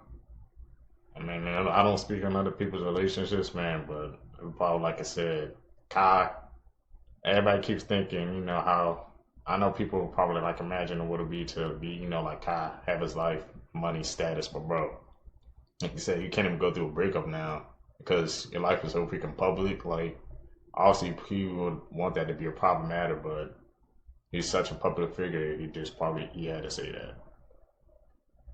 Crazy, bro. Don't believe those rumors anyway. Yeah, if it doesn't come from his mouth, I know there's some rumors what happened to his girlfriend, but that's between them two, bro. You need to stop butting into people's business, man. So many demons in Call of Duty. Do you know this one? No, because it's going viral on TikTok because some guy is going on top of cars, and you know how like there's explosions on the cars? Those explosions make demonic faces, Carlos. Oh, they make like images? Yes, 322 Skull and Bones, 15156 on like a thing on top of the cars. And there's more. Look, it says A64 for the Masonic symbol. A demon on the wall because it's like fire. There's so much, and this is a kid's game. All Seeing Eye Carpet. Black Ops 2, that map everyone played on. It was like a mall. Yes, they have a logo, and in that logo of the mall is the symbol for the PDF. Yeah. So that's why they do it. To get to us, you have to do it subliminally, and you have to do it when the mind isn't paying attention. And usually kids, they're just on the game with their friends. This is part 2 of the experiments that inspired Stranger Things. MKUltra was the name of the experiments that they ended up running. Their main goal was to try and control humans against their free will. With this, they could force confessions, they could erase memories, and then implant their own thoughts and then override their free will. And then they also tried to make a truth serum. They tried making this during the Cold War to see if they could get enemies to talk. Let's talk more about breaking and then rebuilding the human mind, because this is where the character 11 comes into play. Basically, they experimented with extreme trauma, isolation, sleep deprivation, and then psychological collapse, trying to really break down a person so that they could then control them. And then they could create the perfect weapon, the perfect person that they could use. They also wanted to experiment with psychic warfare. So like using someone to spy on the Soviets.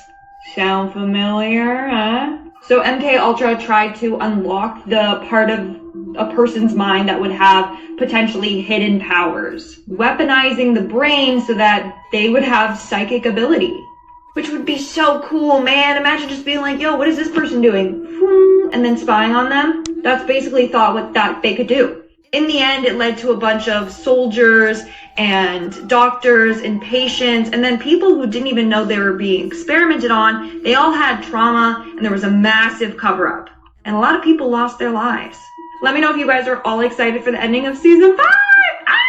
Clavicular manslaughter is actually so wild. You already know that Clavicular ran someone over on Christmas Eve, but apparently he actually has like a good chance of just straight up getting away with it. I mean, there's been some big mugshots floating around of Clav online, but he's actually not been arrested as of yet. Now, there has been a lot of misinformation about this situation, so I'm just going to tell you all the facts that we know so far. It's been claimed that the guy that was like jumping on the hood of the car had a weapon. That has not been proven as of yet. One thing that is true about the situation is that Clav was banned from Kick after it happened. He was kicked from Kick. And Clav is currently claiming self-defense after this whole situation, even though some comments that he made after driving into the person might just throw a little wrench in the whole self-defense case. What do I personally think on this whole situation, since me and Clav aren't exactly on the best terms? Even though I'm not a fan of the guy, I'm not one of those people that's going to say like he was specifically out for blood and looking for something like this to happen. I don't think that's the case.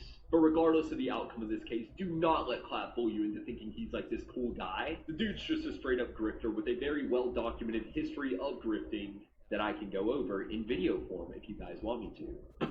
Wow. Round 1, fight!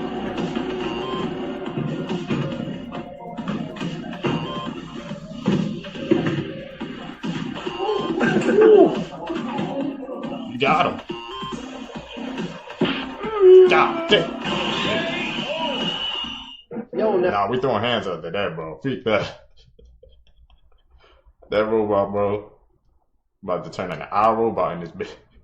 I said, y'all gotta be kidding me with this one. They just found a little alien hellhound on Mars, bro. I'm not kidding. This thing looks like an actual Demogorgon. This picture was taken by James Webb Space Telescope. The telescope was taking its normal photos when it captured this creature sprinting through the rocks. I mean, seriously, what in the Stranger Things, Alien vs. Predator shit that we got going on here? As long as we can keep these things on Mars and away from Earth, I'll be alright. Never really thought in 2025 that we would have came across Demogorgon. This picture right here is causing so much debate. It's forcing people to reconsider their opinions on extraterrestrial life. If I learned anything from movies, I just know that we need to just leave this thing the hell alone. Don't pick it up. Don't bring it on a fucking spaceship or anything and study it, because this thing's gonna fuck us up. They haven't came out and made an official word about this, so I wonder if there's anything to the nature that they're trying to hide from us. I'm telling you, there's something weird on Mars going on. Wonder if they keep looking what else they'll find over there. This don't look like an alien. It looks like an actual fucking demon.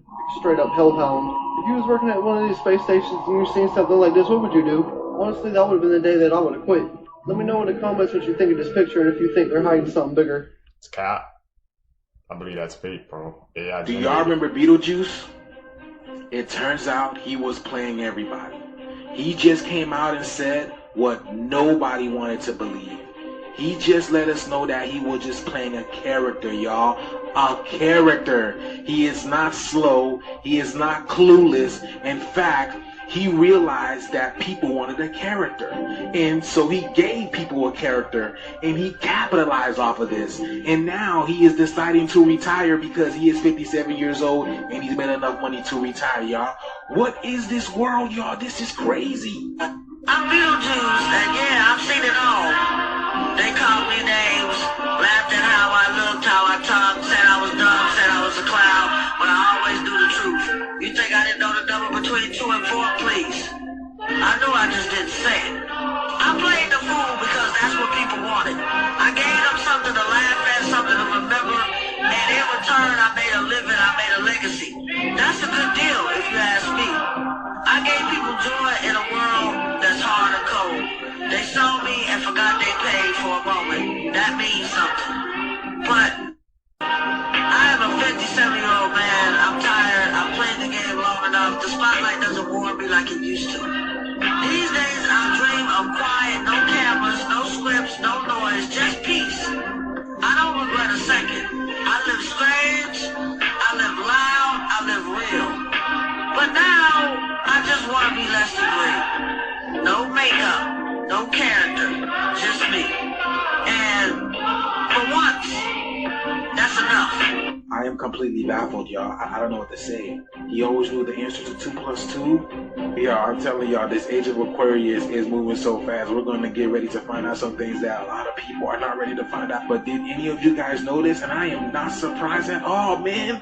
But let me know what you guys think about this video, y'all. The shit is... I'm blind. I wasn't born blind. I actually lost my eyesight in a very weird and unusual way that could have been prevented. If someone told me that I would lose my eyesight from drinking alcohol, I would tell them they're lying. Ashley King was 18 years old when she traveled to Bali with her friend, and they stayed in Kuta, which was known to be filled with clubs, and it was the place to be for people who wanted to party. She was in Bali for about a week and was traveling to New Zealand right after, but on her last night there, she went out with her friend for drinks. Ashley ordered a cocktail, which was served in a plastic water bottle. The drink tasted fine, just like any other drink she had in the past. But the next day, when she flew to New Zealand, she began feeling really tired. She had no appetite and decided to go to bed really early. When she woke up the next morning, she realized that the lamp she left on was turned off. She thought that was weird, so she began turning on the lights in the hostel, and it didn't seem to make a big difference. Not long after, she began having a hard time breathing, and so she went to the hospital, and slowly she began losing her eyesight to the point she couldn't see anything. Doctors quickly tested her blood and discovered methanol poisoning, which, if you don't know, alcohol has ethanol, which is safe to drink in moderation because our bodies can actually process it. Methanol, on the other hand, is toxic and is used in products like antifreeze, and our bodies can't break it down, and it can cause optic nerve damage and potentially kill us. So at this point, doctors are trying to save Ashley's life, and she was given glass after glass of vodka with orange juice to get her drunk so that her body would stop metabolizing the methanol. What's absolutely crazy is that Ashley said that the more drunk she got, the more she could see and breathe, but her vision wasn't anything close to what it used to be. She could eventually start seeing lights and shapes, but that was about it. Nevertheless, Ashley's case is a miracle. If she had still been in Bali, she probably wouldn't have survived. Amazing. When you all see this, be careful, bro. I was having a good time. Look at the result of what almost happened, man. That's crazy, bro. Things you have never seen before. What are the odds it only snowed in half of their backyard? I bet you've never seen a square cloud before. Is this a glitch in the Matrix? I bet you've never seen an alligator and a turtle high five.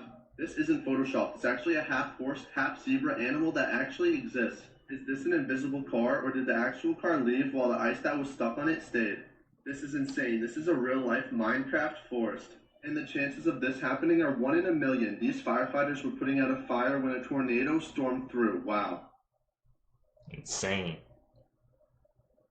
What I'm about to tell you is very important, and you definitely needed to know this. There's a mystery man or woman who has been pooping in golf holes at a golf club in Norway since 2005. I know, my instant reaction was, why don't they have security cameras? Apparently, the golf club refused to have security cameras on the premise, so they have resorted to motion sensor spotlights to try and catch the pooper. It's a little fishy that they don't want security cameras up. I think it's one of the owners of the club. It's gotta be. There was a couple in Florida who was arrested for selling golden tickets to heaven. They sold the tickets for $99.99, told the buyers that the tickets were made from solid gold. And the husband of the couple, quote, said, "I do not care what the police say. The tickets are solid gold. And it was Jesus who gave them to me behind the KFC and told me to sell them so I could get me some money to go outer space."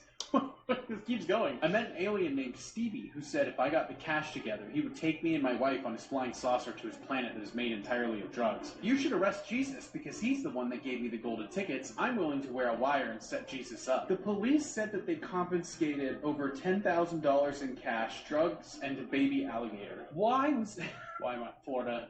Okay. Famous Florida, celebrities' wow. last words. Starting off with X. On June 18th, 2018, he decided to go to the ATM to withdraw some cash. He was then followed by a black SUV to a motorsport shop. After a few hours of being there, he went back outside and he noticed the black SUV was still there. Two men jumped out of the SUV and demanded that X gave them his car. When he tried to fight back, he was then shot in the neck 3 times. His last words were, "What the F is going on?" After landing at the Midway airport, Juice suffered a severe seizure, and this was caused by an overdose of painkillers. His few last words were unknown, but his last words to his fans was, "I love y'all more than life."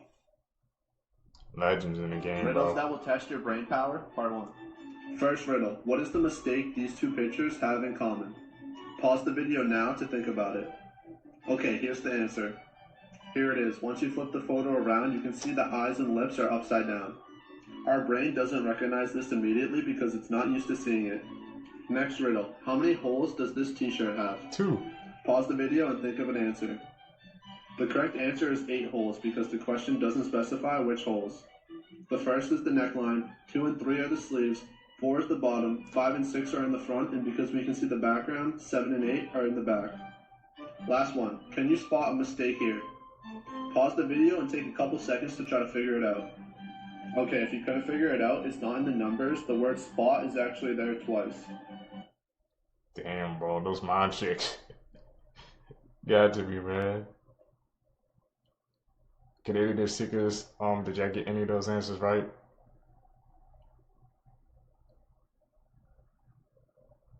Here's the full lore explained of the gambling Five Nights at Freddy's style game, Casino Casualty. And of course, if you want to try to find more lore that I might have missed, I have a full playthrough of the game on my channel if you're interested. Gotta get this out of the way first, Rosetta Rabbit here. The developer has confirmed that y'all are thirsting over her.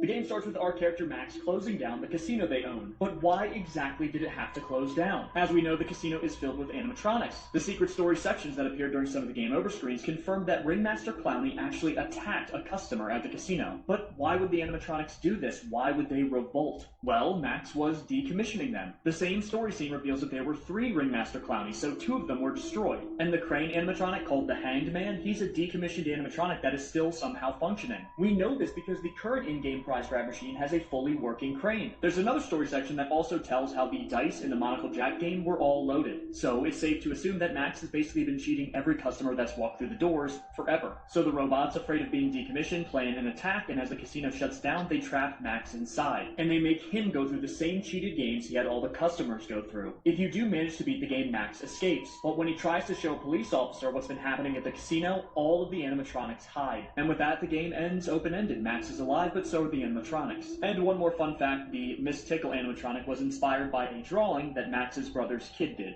So it's officially over, but probably not for the reason you think, so stick with me. Obviously, from lyrics that relate to the girl that passed away or someone with the same name, photos, matching tattoos, the body in the car, police searching house, blah blah blah, the list goes on. Which of course has everybody at the moment in James Stokes mode. However, there's been a few developments. So they've actually said on a number of sources that David is not a suspect. But why? Well, there is. They haven't announced exactly who it is, but I mean, it's pretty obvious. But days ago, another video emerged showing the Tesla car key outside of his house in a drain. A lot of people have been saying this could be a publicity stunt of this person just trying to get views though, but I don't know. Major news though came with leaks from Discord chats and other things that have been put out there, with reports of him loving to watch Live Leak and laughing at it and basically singing about it or something. So leaked Discord chats where he had this community where apparently he would only allow under certain people and would watch some pretty interesting things. I mean, these are some of the comments here you can see. People are now freaking out as they have no doubt that he obviously did this. He's cancelled his tour and he's probably going to be arrested very soon. With some of these headlines coming out, people are just a little bit thrown at the moment. But it keeps getting crazier, so hit that follow button and I'll keep you updated. Things that only 0.01% of people can do. Touching your nose with your tongue. Yeah, I can't do it. Apparently some people can't just raise one eyebrow. I think I can do it. And apparently some people can't cross their eyes, and I'm pretty sure I just did it. Sneeze with your eyes open. Okay, that's impossible. Nobody can do that. Apparently rolling your tongue is super rare. So apparently I'm a rare person. Apparently some people can bend their hand upwards. How is that possible? Can't do that. Facts about friends. Humans live 22% longer if they have a close-knit group of friends. Being in a group of people actually makes you seem more attractive. Babies can recognize friendships as soon as they're 9 months old. It's very common for animals from different species to become lifelong friends. You will not believe these people exist. First, if you think you know someone that has a big mouth, then you have not met Francisco Domingo. Francisco is an Angolan that has a missing hinge in his jaw area, which allows him to stretch his mouth nearly 7 inches, giving him the world record for the widest mouth in the world. Next, a previously colorblind man named Neil Harbinson is the world's first human cyborg. He has an antenna implanted in his skull that allows him to hear color and see around. He can also connect to nearby devices, Bluetooth and internet. Terminator. And people can send images directly to his brain. Julia Gonfel is a Russian woman with a rare form of hypermobility that allows her to contort her body to extremes. She once removed the caps from 8 beer bottles with her feet in 1 minute and can bend herself well enough to hide in a 50 by 50 box. Next, this is Josephine Myrtle, and she was born with 4 legs and 2 sets of genitals. Despite having these conditions, she still got happily married and had 5 kids. 3 kids coming out from one side and 2 coming out from the other. Finally, this man from India left his family about 50 years ago and started raising his arm to separate himself from the luxuries of the modern world. And he has kept his arm in the same place ever since. Now it is permanently stuck. Puff one. This bug is on your face right now. This thing is called a face mite, and it's living on your face right now, but it can't be seen by the naked eye. These mites are mainly found in your hair, eyebrows, and beard. But since they live inside of your pores, you can get rid of them by washing your face. And the only time they are not on your face is when you are sleeping. And the only reason they go out of your pores is to mate, then they go right back in. You can die peacefully now. The face of the woman in Tom and Jerry. The Teletubbies' baby son, all grown up. Vin Diesel. With hair. The first video posted on YouTube. That's the zoo video, right? Yeah. Ninja Turtles without masks. The first photo posted on Instagram. Really? The first McDonald's in history. A Smurf without its hat. The first video posted on TikTok.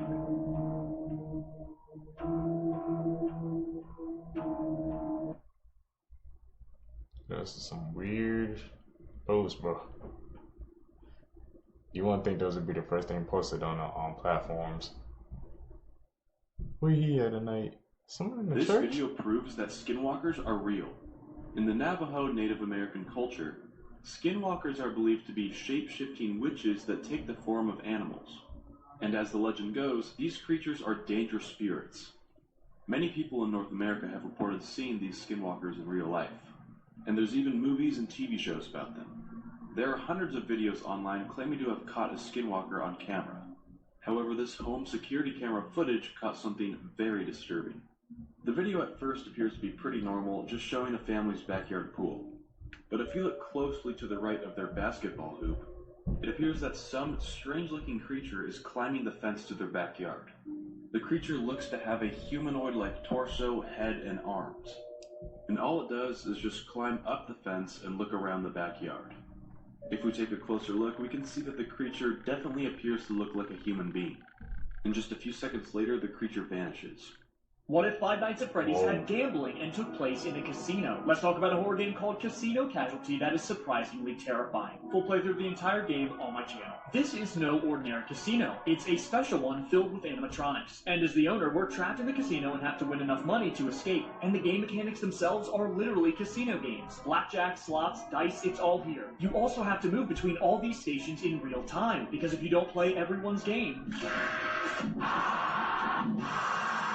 As for the animatronics themselves, we have Ringmaster Clowny, Rosetta Rabbit, Monocle Jack, Red Rover, Miss Tickle, and the Hanged Man, all of which have their own respective games in the casino. And of course, there is a story here. In the game, dying reveals more of the story sometimes. And as it turns out, there was something a bit more sinister going on at this casino. This game was genuinely fantastic, and if you guys want me to do another short about the story of the game, let me know.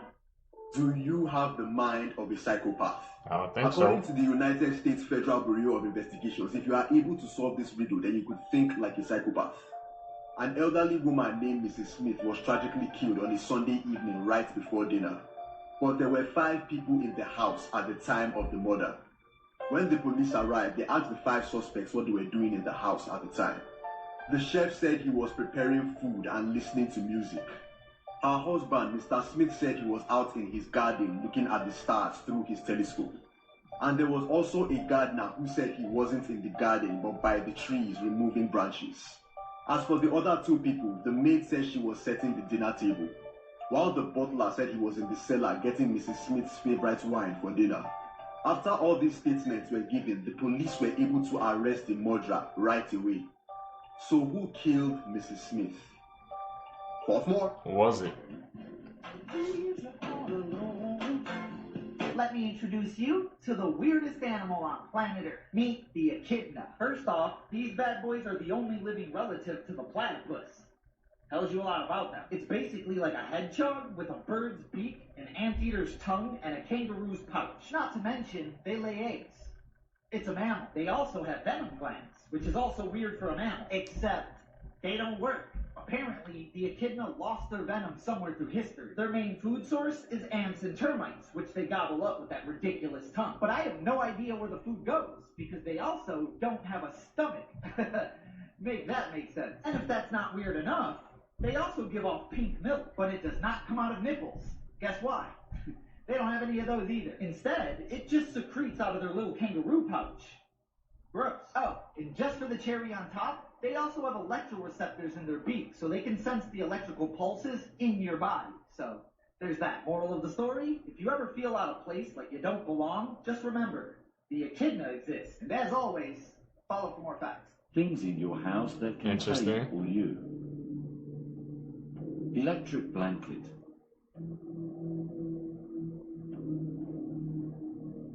Toothpaste. Really? Toothpaste? Bed.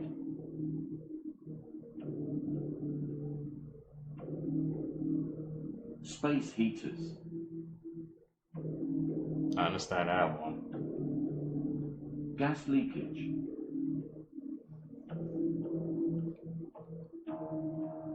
Black mold in house. Geyser blast. That was a geyser blast. Houseplants.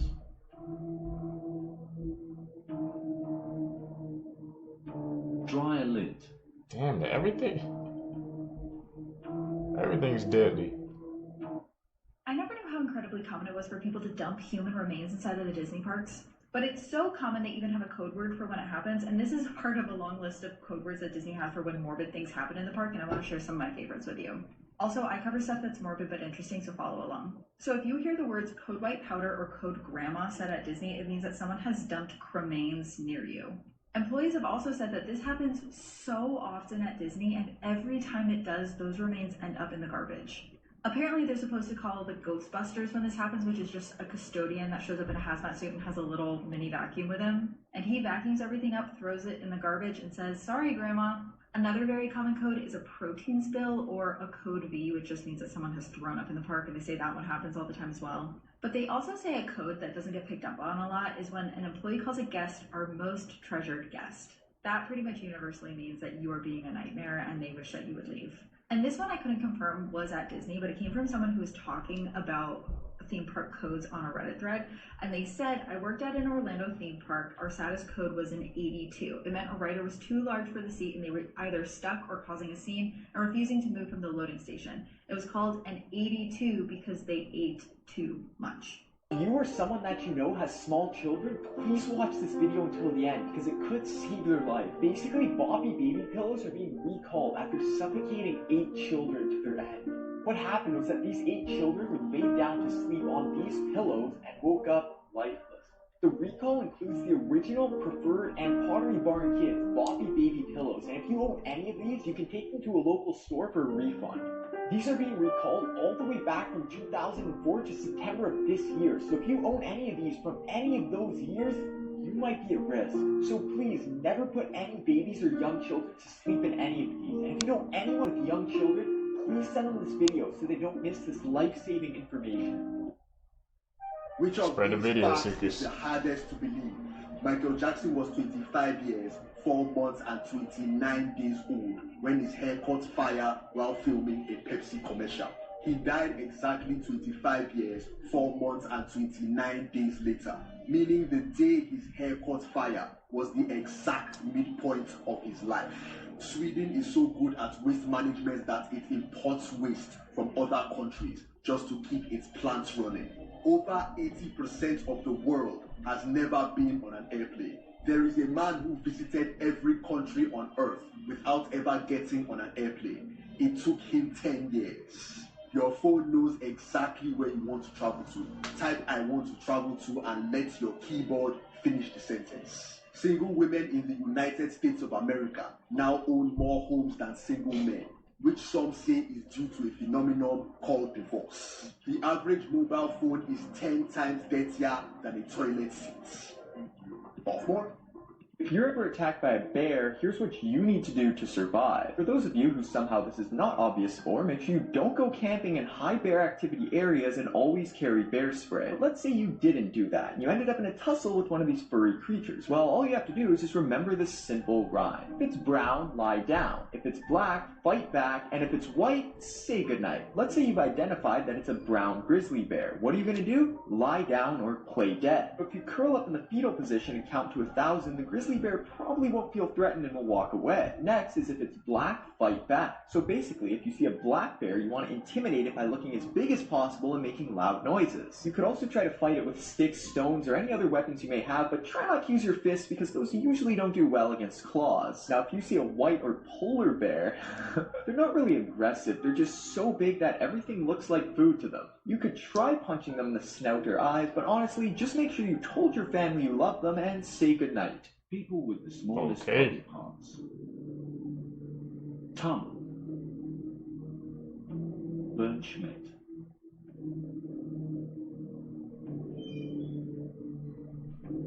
Forehead. Andronopolitano.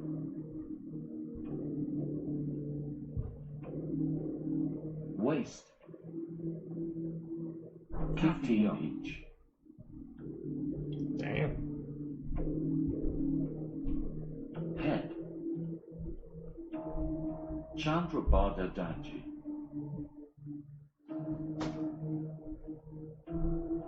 Nose.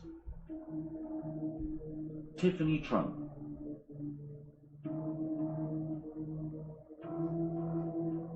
Neck. See this one. Mohammed Salah.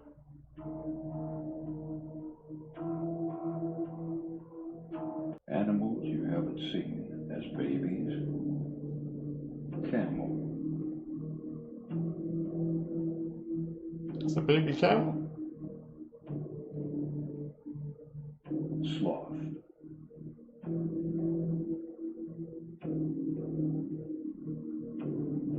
So small. Hedgehog. Oh, that's Sonic, bro. Hyena.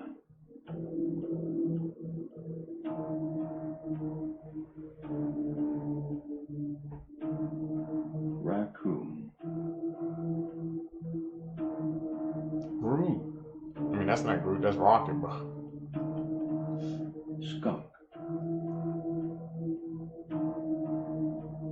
side character for Skunk. Pigeon.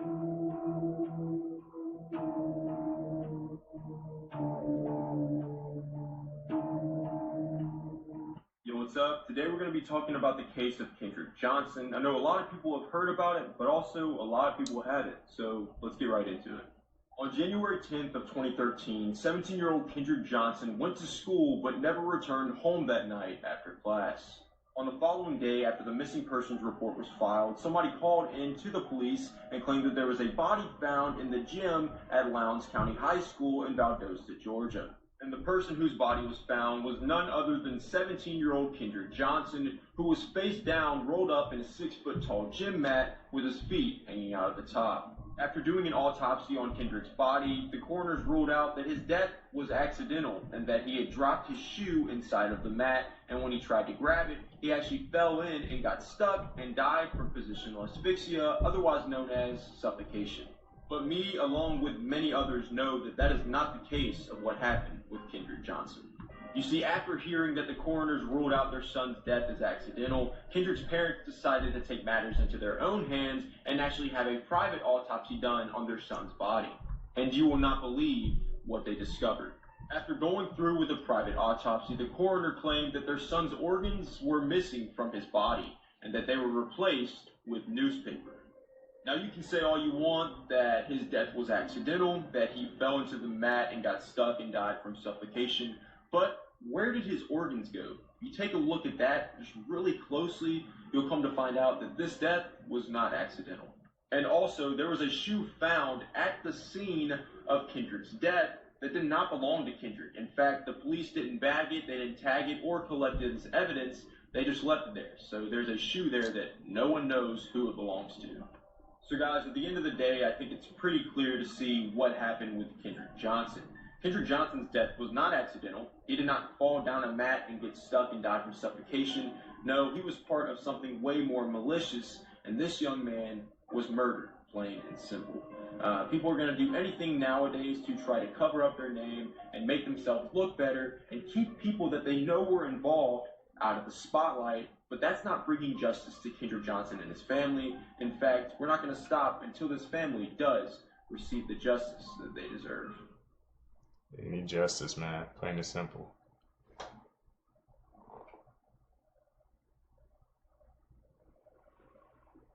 Yeah, that night again? He bought that night quick, bro. This 14-year-old boy was given the electric chair after being wrongly convicted. On March 23rd of 1944, two young white girls, 11-year-old June Vinegar and 7-year-old Mary Emma Thames, went missing in South Carolina. Their bodies ended up being discovered in a ditch after being brutally unalived. The girls were last seen riding their bicycles looking for flowers, and that's when they passed by the Stinney family property and they stopped to ask 14-year-old George Stinney Jr. and his sister if they knew where to find passion flowers. That would be the last time that those girls were seen. Since there was no evidence, no witnesses, and no real investigation, police questioned both George and his 17-year-old brother Johnny. Johnny was eventually released because investigators claimed that he wasn't involved. George was interrogated alone, meaning no lawyer, no parents, and no one there to protect him. They figured that since George was younger and smaller, it was going to be easier to put the pressure on him. Hours later, officers claimed that George had confessed, but there was no written or signed statement. It was just the word of law enforcement. Once trial began for George, it only lasted 2 hours. The all-white jury took just 10 minutes to find him guilty. George's court-appointed lawyer made no effort to challenge the case against him. Not a single witness was called in his defense, and there was no kind of evidence linking him to the crime. As for George's sentence, it would be death by electric chair. On June 16th of 1944, George was executed in the electric chair. He was only 5'1" and weighed 95 pounds. George was so small that they had to place a Bible on the seat to strap him in. They placed a mask on George's face, but since the mask was too big, the initial electric shock knocked off the mask, and you could see the panic on this young boy's face. It took only 3 jolts of electricity to end his life. George's parents couldn't even attend his trial because they were forced out of town by threats. For 70 years, George's name was marked by the crime he never committed. It wasn't until 2014 that a judge overturned his conviction, calling it a great and fundamental injustice. The South Carolina court ruled that he had not received a fair trial and was wrongfully executed. but justice for This mother and her 10-month-old baby were murdered by the cartel. 16-year-old Alyssa Perez was found deceased holding her 10-month-old baby, Nicholas, in a ditch in Tulare, California. Officers arrived to the home around 4 a.m. after someone called police about a large number of gunshots. When they entered the home, they found another victim in the doorway, and there were 3 more bodies inside, including an older woman. All the victims were murdered by a gunshot to the head, and 2 other women actually survived by hiding in a nearby trailer. It's been said that Alyssa tried to run away with her baby, but then she was found and murdered. Investigators believe that this was a gang-related attack and that they were trying to send a message. But after further investigation, police records revealed that the week prior, a search warrant was done on the property and guns, marijuana, and meth were found, which is why they concluded that this crime was drug-related. Police also mentioned that the manner and swiftness of the killings suggested that the men were experienced in murder. Madness, pure madness, Seekers. Creepy facts that will disturb you. There might be a haunted Russian radio station. UVB 76 is a low-frequency radio station that's been broadcasting since 1982. No one knows where the broadcast is originating. It's mostly just a buzzing noise with the occasional Russian voice transmission. Scaphism was an ancient form of execution where you'd cover someone with honey, stick them in a hollow log, and allow insects to eat them alive. Babies grow mustaches in the womb that then spread to cover their entire body in hair called lanugo. The body hair keeps them warm and helps regulate body temperature. Ladybugs are known to eat their own larvae to ensure the survival of other larvae. Pigs can eat an entire human body, mostly because they'll just eat anything. There's such a thing as homicidal sleepwalking. It's also called homicidal somnambulism or sleepwalking murder. Genius people who beat the system, part 3. A girls' college had a rule that said you can't have carved pumpkins in your dorm room. But the rule didn't say anything about pineapples, so she went ahead and carved one of those.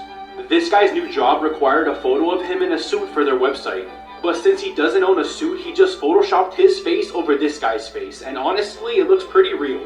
This sign says no bicycle riding, rollerblading, roller skating, skateboarding, or scooter riding, but it doesn't say no unicycling. These signs say that if you park on this side, you have to pay for parking, and if you park on the other side, you will get towed. So this guy parked in between both of the signs, so he doesn't have to do either. That's pure genius. A guy posted this photo online and said whenever he parks illegally, he puts a fake ticket on his windshield so the cops won't give him a real one. That's pretty creative. It really is, bro.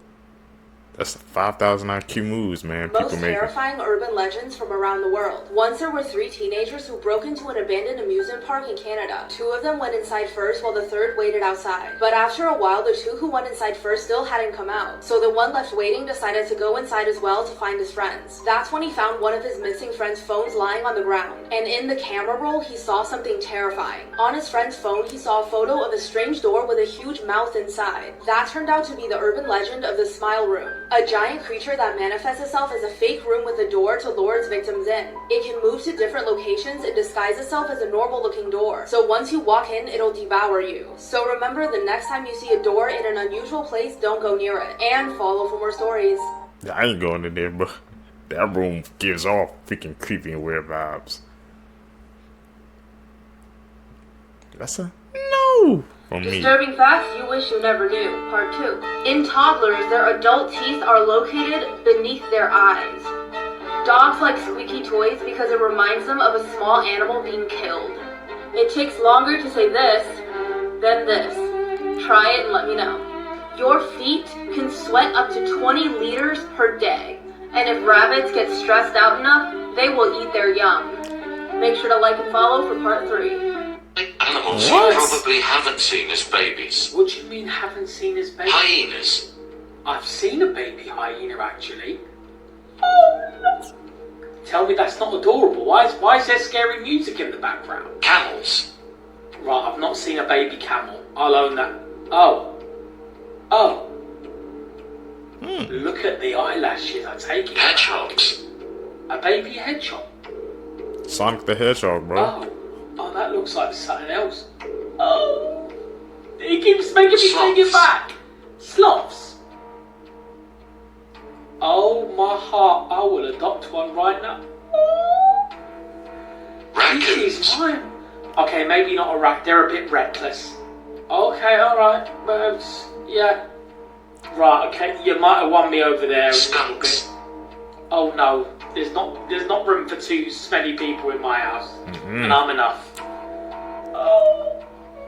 Facts that might save your life one day. Alright, so if a person you don't know shows up to your house and asks for help in the middle of the night, do not open the door, especially if you're a girl alone, because human traffickers tend to use these tactics to lure girls outside. So just make sure all your doors are locked and call the police straight away. Next, if you ever feel like something bad is about to happen, trust your guts and just leave, because in most cases you might be right. Now, if you're ever involved in a plane crash and it crashes in the ocean, whatever you do, do not inflate your life jacket. Instead, wait until you're outside the plane, because if you inflate it while you're inside, you get trapped inside as the water level rises. And finally, if you were ever to go homeless during winter, do not sleep on the ground, because people have literally frozen to death that way. Instead, try to find some cardboard pieces and sleep on that, because the ground itself absorbs way more heat than cardboard. Scary fact, you wait.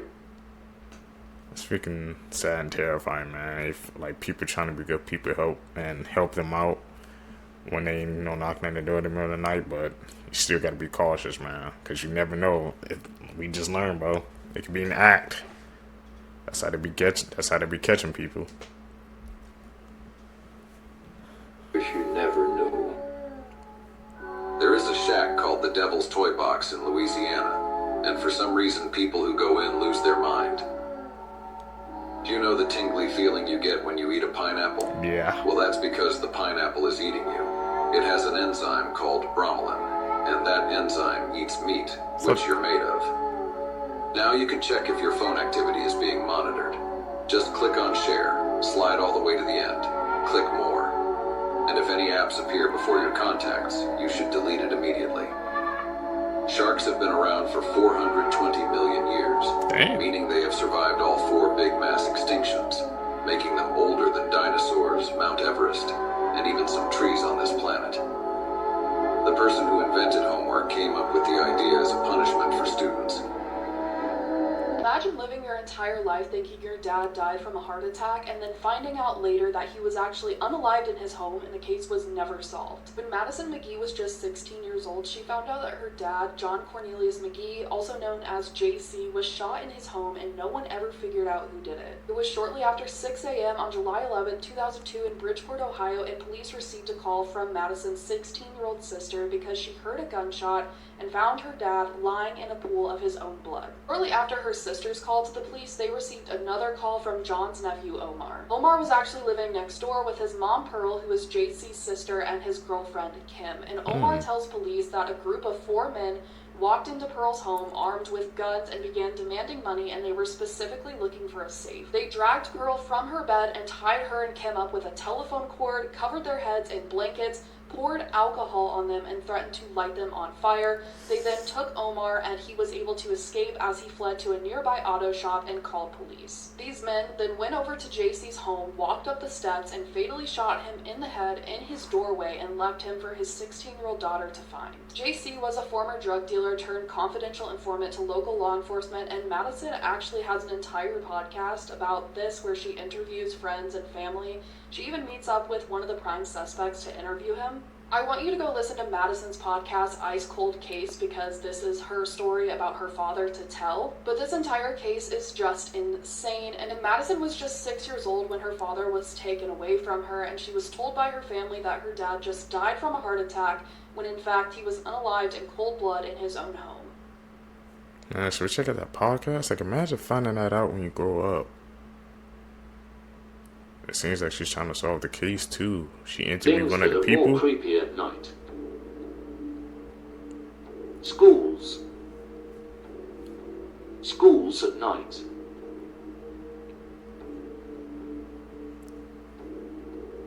Alleyways. Alleyways at night.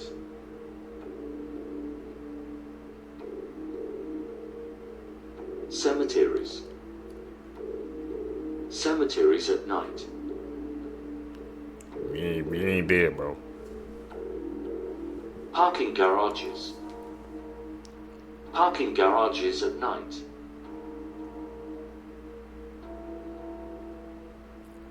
woods. That's a no. The woods at night.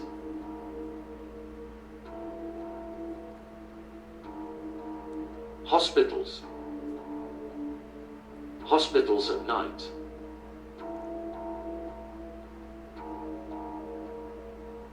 A cabin in the woods. It's literally a movie, hell. A cabin in the woods at night.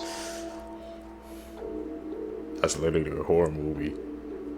So Diddy killed Tupac and Biggie Smalls? Am I hearing this right?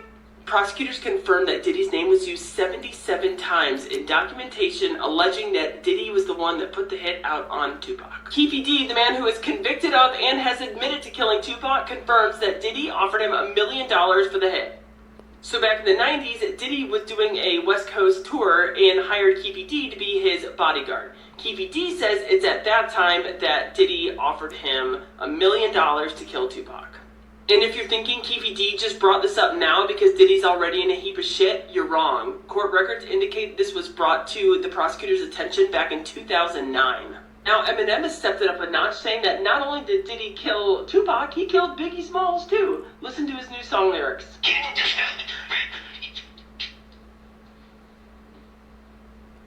It's all in the music right there. We be saying music is a message. What do you guys think? Part 22 of... Man, the stuff that was going on with Diddy, man. I mean, you never know, so... I've been hearing like his, conspiracy theories about that for years, about how saying, I guess Diddy set up Tupac, but you guys think we should go down that rabbit hole? You guys got any theories? Some of the most horrifying submechanophobia things I've ever seen in my life. This is a gigantic, 40-foot tall animatronic that is at the Rio de Janeiro Festival in Brazil.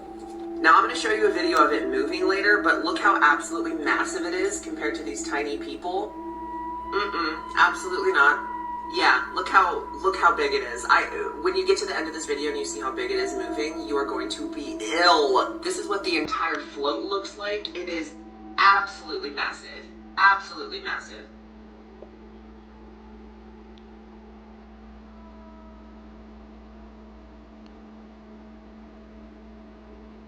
Like a damn robot.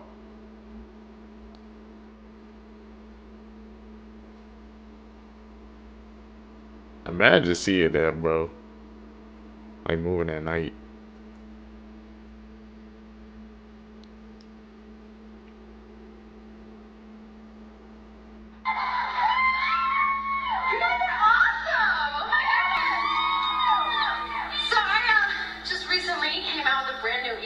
Less than 2 hours after that video was filmed, the girl on stage in that video would be dead.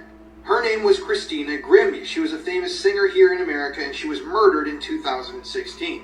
So Christina had been making music and performing all of her life, but her real rise to fame started when she was on the show The Voice. After Christina was on The Voice, the world kind of opened up for her. She made her major label debut, she started going on tours all across the world, and she was a rising star. Sadly, though, she attracted the attention of a very disturbed individual who can actually be seen here in footage from her final show, creepily watching Christina perform from the crowd, knowing what he was about to do. That man was 27-year-old Kevin James Loibl. So Christina's performance that evening ended at about 10 p.m., and afterwards she moved over to a little booth to sign autographs for people who had come to the show. At around 10:24 p.m., Kevin approached Christina. Christina, thinking he was just like every other fan there, opened her arms up to give him a big hug. But that's when Kevin retrieved a Glock pistol from his person and shot her 3 times at point-blank range. After the shots rang out, Christina's brother tackled Kevin to the ground. Yes, sadly, Christina's brother was there working the booth with her that evening. But after a fight, Kevin managed to get himself free. Sadly, Christina had been shot twice in the chest and once in the head. And by 10:59 p.m., not even a full hour after she finished her performance, Christina Grimmie was pronounced dead. Afterwards, Kevin's family left this note for the media. This was all they had to say after the tragedy. But fans, even to this day, remember Christina as an amazing singer and talk about the potential that she had if she hadn't been taken from this world so quickly. If you want to listen to more true crime stories, check out the podcast Murder in America that I co-host with my wife, Courtney. You can listen to it on any streaming platform. You truly never know, man, what's your last moments. She was just out here singing, living her dreams. Then that tragedy happened, bro.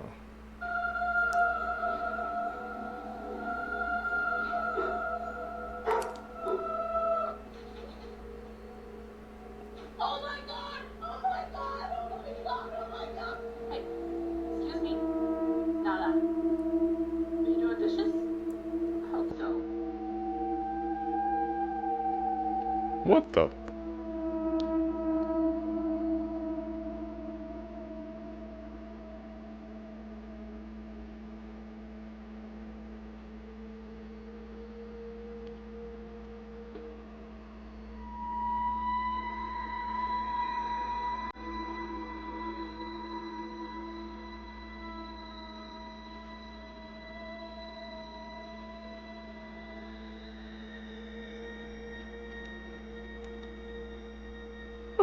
That a cat on a damn Thriller?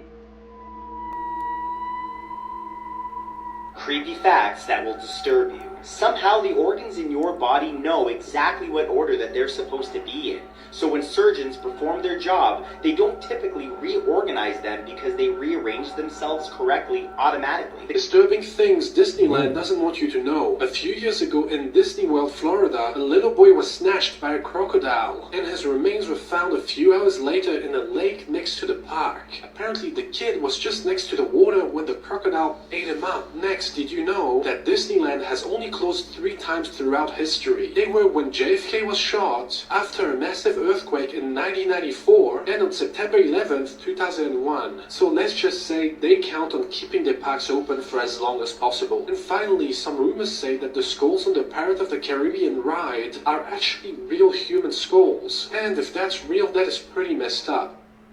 When they're making that amount of money, bro, that's all they care about. How is it possible for an entire group of people to hear or see someone who doesn't actually exist? Welcome to Creep Time on TikTok with Silas Dean. This is the unexplained mystery of Frida Sofia. In 2017, Mexico was hit with a devastating earthquake that crushed multiple buildings. One of those buildings being a school right in Mexico City. There were, of course, numerous children and adults who were trapped under the rubble, but there was one girl in particular who caught the attention of the media. A 12-year-old girl trapped under the debris who was responding to rescuers saying that her name was Frida Sofia. There was round-the-clock coverage, and a nation assembled around the story of Frida, and she became a symbol of hope in these efforts to rescue the children and her. Rescuers and journalists had multiple accounts of speaking with Frida and confirmed that she was far down beneath the rubble, underneath a piece of granite, but physically stable. There are some responders who report even seeing her wiggle her fingers far down through a crack in the debris. But here's the problem. Frida did not exist. The school actually comes forward and makes a statement saying that they have all children accounted for and they have never had a record of a girl named Frida Sofia.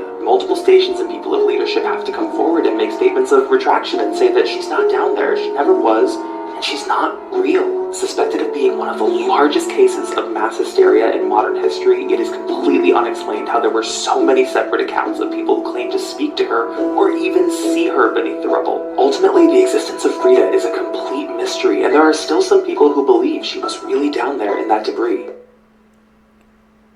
Was that real or cat, man?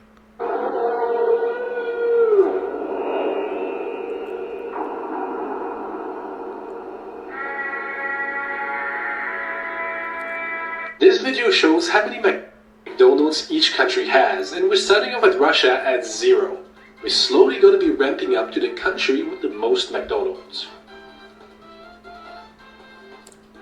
It's crazy to think about how almost every single country in the world has a McDonald's. No matter where you are, you could literally walk for 10 minutes and find a McDonald's around you. Now, we have to admit, we all know who is going to be number 1 has to be the US, but I wonder who is in the top 3. Right, we have South Korea with 447, Australia at 981, which is kind of crazy to think about. France is up there as well. I don't know, Japan had it like this, but the United States with 13,000 America. Her mother hid Damn. her baby daughter in a drawer for 3 years, feeding her only milky Weetabix via a syringe. The toddler was kept a secret from the woman's partner and her other children. Chester Crown Court heard she had never known daylight or fresh air until she was found weeks before her 3rd birthday by the woman's partner. She was left without food for long periods of time and was so malnourished that she had the appearance of a 7-month-old. The mother admitted child cruelty and was jailed for 7.5 years. The judge told her the consequences for the child were nothing short of catastrophic. This is a story of the worst otter attack in history. And disclaimer, you're going to be mad at the end of this.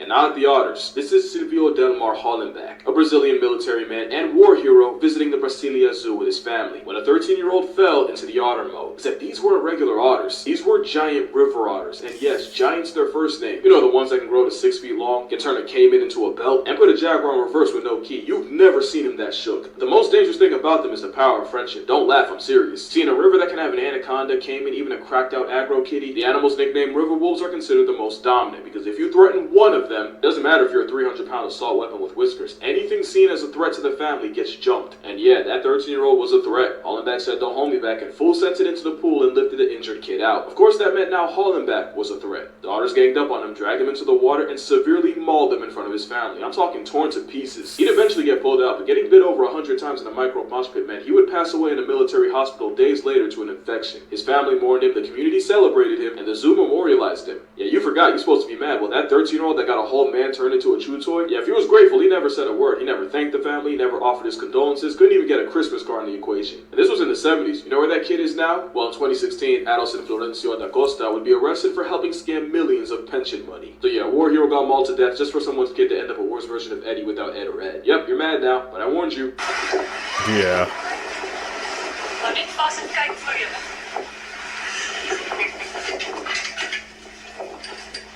You know this video is 10 times scarier when you know what giraffes sound like? Giraffes make noise. It's just nothing you'd ever expect, or maybe you would. People be having the wrong idea. I think they see the face card, the lashes, and the fact Friends Ross played one, and y'all think it's sweet. Well, imagine a homicidal inflatable salesman, and that's how they sell disputes. They could top golf your torso if they wanted to. And they have dinner plates for feet, and they're sharp, meaning if they kick you in the right spot, they could punch your head like a field goal. They're so dangerous, I'm not going to show it, but there's a compilation of mother giraffes trying to defend their babies, only to accidentally delete it themselves by kicking it to death. So yeah, giraffes are a high-stepping sleeper build, and they sound like one too. Ooh, that's a concussion. You see, we used to think this walking chimney was like the G in lasagna, silent, and science said it was because their necks were too long for airflow to reach their vocal cords. Scientists recorded thousands of hours of audio over the course of 8 years to hear what the raft really says. Turns out they say a lot, we just weren't listening.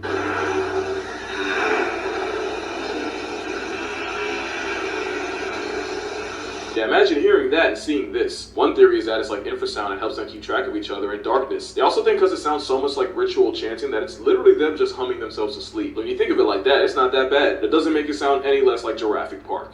The more you know. This is a true horrifying story, part 30. This story took place in Medina, Saudi Arabia in the year 2001. And the person who said this story is Dr. Yasser Qadhi. He's someone that is known in the community of the Islamic Da'iyas. There are exorcists from all religions, Muslims, Christians, and Jewish. And their job is to perform an exorcism session on a person who is possessed by a demon or a jinn. When Dr. Yasser was a student, he studied in Medina. There was a known exorcist that practiced ruqya for many years, and Dr. Yasser wanted to learn from him. Back at the dorm of the Islamic college, there was a student that is a fresh convert, just recently converted to Islam. He barely knows anything about the religion, small bits of the Quran, does not know the ahadith, and doesn't know the big scholars in Islam. One day, the students were reading Quran out loud back at the dorm, and this new convert student starts to scream and roll on the ground. They knew he was possessed, so they called Dr. Yasser. Now remember, Dr. Yasser was still a student back then. He was not an expert in exorcism.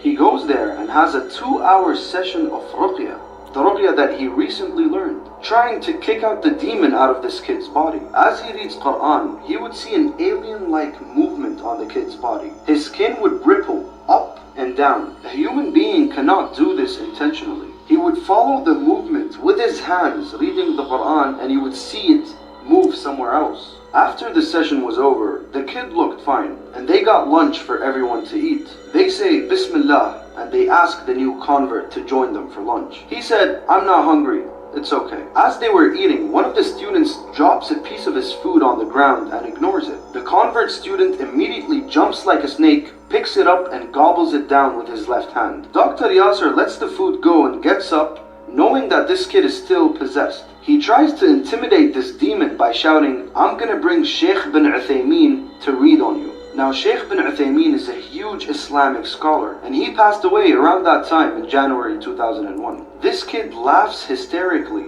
with a raspy demonic voice. He gets up and he asks, "Are you going to bring him back from the dead?" This is when they all realize that this wasn't a human entity that spoke. How can this new convert know who Sheikh bin Uthaymeen is? And why would he say he's not hungry but ate food that dropped on the ground? And how was his skin rippling? Jinns can harm you, and the harm is tangible. This is not a joke. Being possessed is very, very real. Even to exorcists, it's very dangerous, and only people with very strong faith can do it.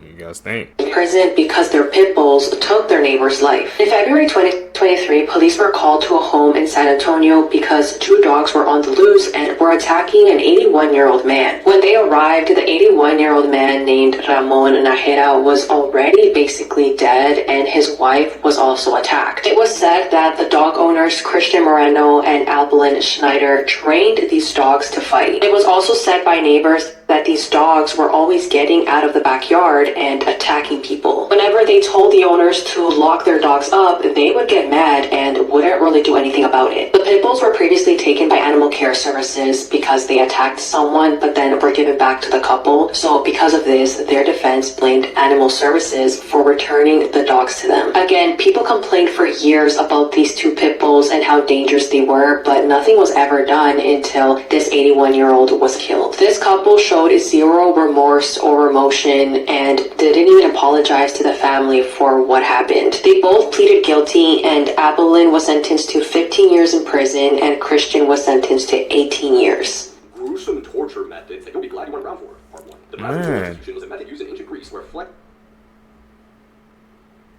All because, bro, they couldn't keep their pit bulls locked up, man.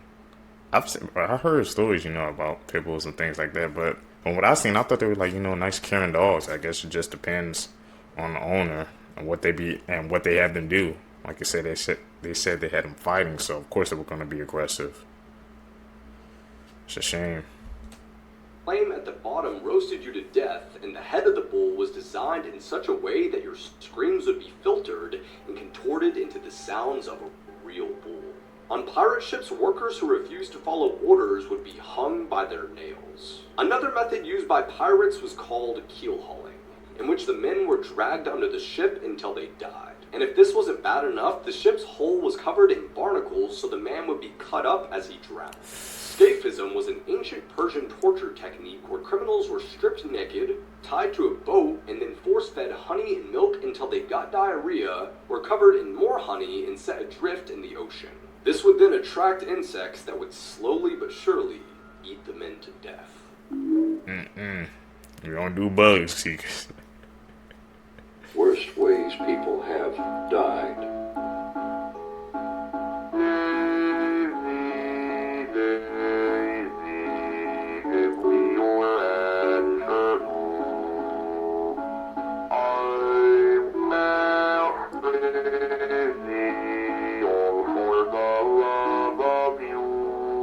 Not the slow cooker.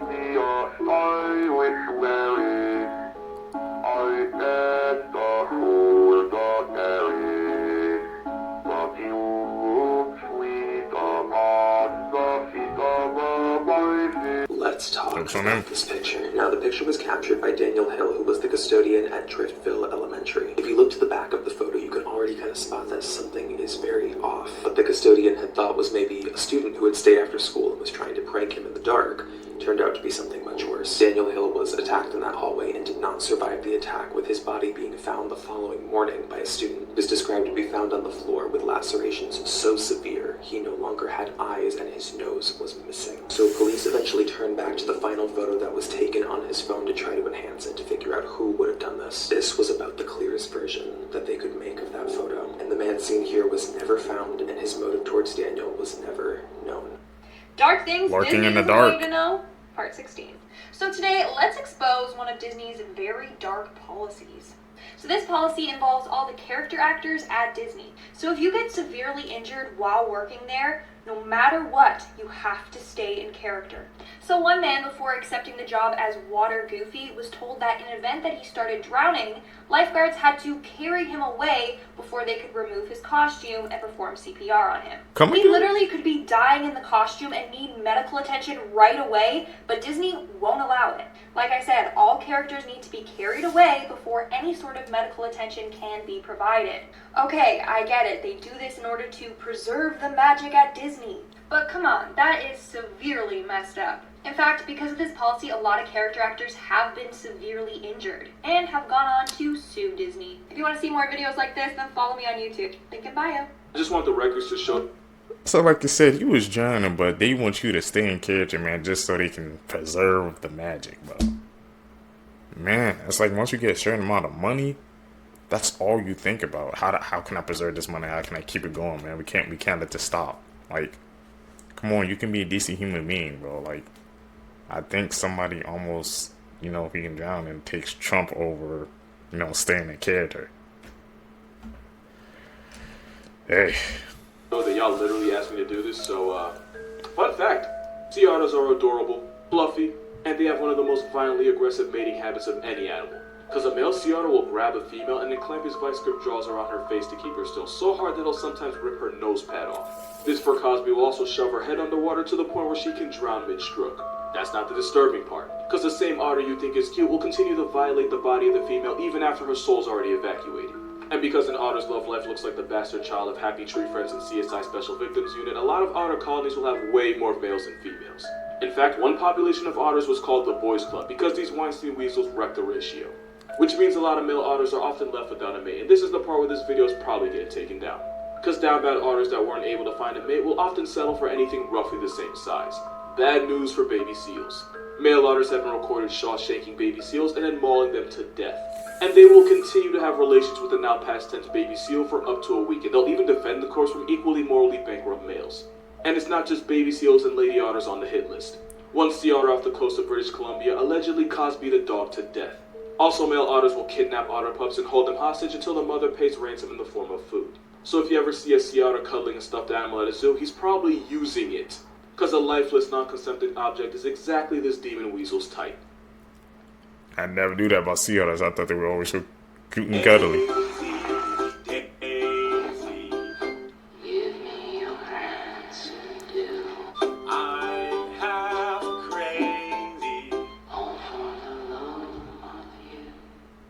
This man wrestled a shark to retrieve his nephew's arm.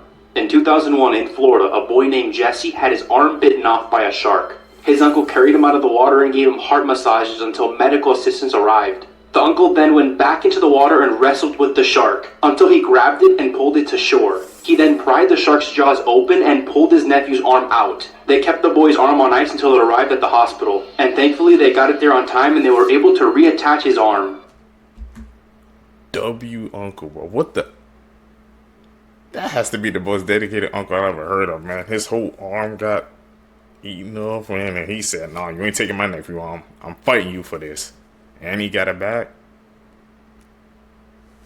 I salute you, sir. Terrifying games you don't want to play, Part 51. The White Man Ritual. The rules for this game were first discovered etched into the side of a cave along with the remains of several humanoid specimens. There is no way of telling exactly how old it is, but it is considered to be extremely dangerous, so proceed with caution. To play this game, you will need to acquire the following items: a single white candlestick, a bag of marbles or small stones, and a bucket of white paint. You will also need to recruit another player, and it is recommended that you solicit the help of an adversary or stranger for this role, since the loser will be punished severely, and you don't want that to be a friend or family member. Once you have completed these tasks, the gameplay can begin. First, you and your opponent will need to draw white X's on every entranceway to the playing space you have selected, while saying the words, "The game is beginning, we need a referee, white man come and see," with each drawing. Next, you will need to light your candle and distribute 4 stones or marbles to each player. It is crucial that you do not use artificial lighting, as it hurts the white man and will cause him to go into a violent frenzy against both players. If you have completed all of the steps correctly up until this point, you will feel a gust of wind in the room indicating the arrival of the white man. You will not be able to see him, but he will observe you and the game, waiting patiently for a victor. At this point, you and your opponent will need to hide a certain amount of your marbles in your right hand. It will then be your job to try and guess how many marbles your opponent has chosen to hide in their hand, while simultaneously tricking them into making an inaccurate guess about you. The first player to make their guess correctly will be granted an additional 10 years of healthy and prosperous life by the mysterious white man.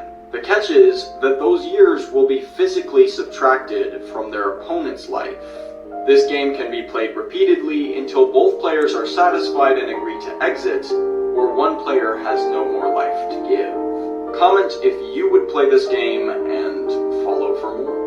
These are some extremely unsettling facts, and I found all of these on Reddit. There's an invasive species of spiders known as parachuting spiders that are expected to end up on the East Coast very soon. These spiders use their webs as parachutes that allows them to literally fly around. But on top of that, these spiders are also very venomous. According to some research, it's been shown that their fangs are too small to pierce human skin, but we aren't entirely sure yet. The stonefish is a fish that is located primarily in Australia and in some parts of the United States. This fish is extremely venomous, but the problem is, in most cases, you won't even be able to tell when you're stung. The pain will take some time to set in, but over time it will increase and increase until it's completely unbearable. And if you don't treat this sting by denaturing it by using excessive heat or with an antivenom, you will experience the worst pain of your life. And the pain from the sting can increase so much, in fact, that there's several cases of people who have been stung by a stonefish requesting to be killed. The Sedlec Ossuary is a church located in the Czech Republic, but this is no normal church. This church is made primarily of human bones. This came about because there was too many people that had died and there wasn't enough space in their cemeteries. So the church leaders decided to harvest the bones of these dead people and ingrain them into the church itself. And the reasoning behind it was saying that them being a part of the church would bring them closer to God. But several people see this as a form of propaganda or a way for them to hide something much darker. And look, I know a lot of these are really hard to hear and I completely understand, but that's why.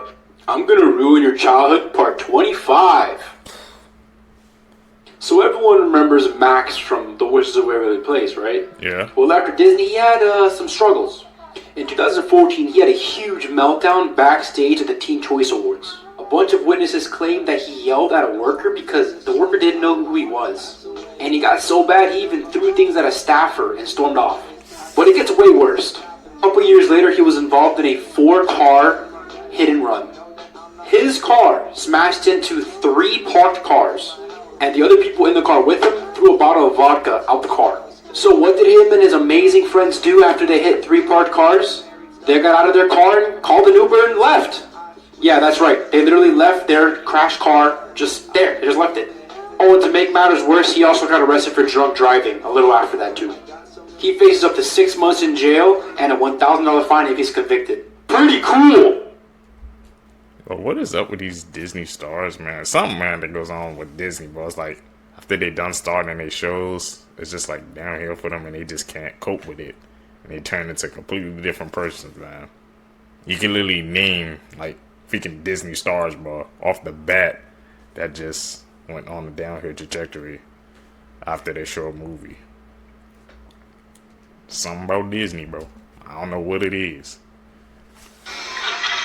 Okay. I don't think I got all of this.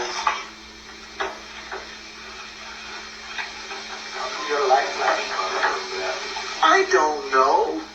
On December 22nd, 1990, Beth Potts, her daughter KT, and her husband Rolf returned back to their family cabin. They had been out running some last-minute Christmas errands, but when they entered the home, they found something shocking. Inside of the house was Vaughn Lester Taylor and Edward Stephen Deli. The family had returned to their cabin pictured above and walked in the middle of those 2 men robbing their house. And that's what the footage from the beginning of this video was. That was real handycam footage captured by the robbers and future murderers opening up the family's presents moments before the family returned home. Sadly, the robbers would then shoot and kill both Beth and her daughter Kay, and they also forced Rolf, the husband, to undress. They shot him in the head and doused him in gasoline. And afterwards, they kidnapped the family's two daughters, Trisha and Lene, who were 16 and 20 years old at the time.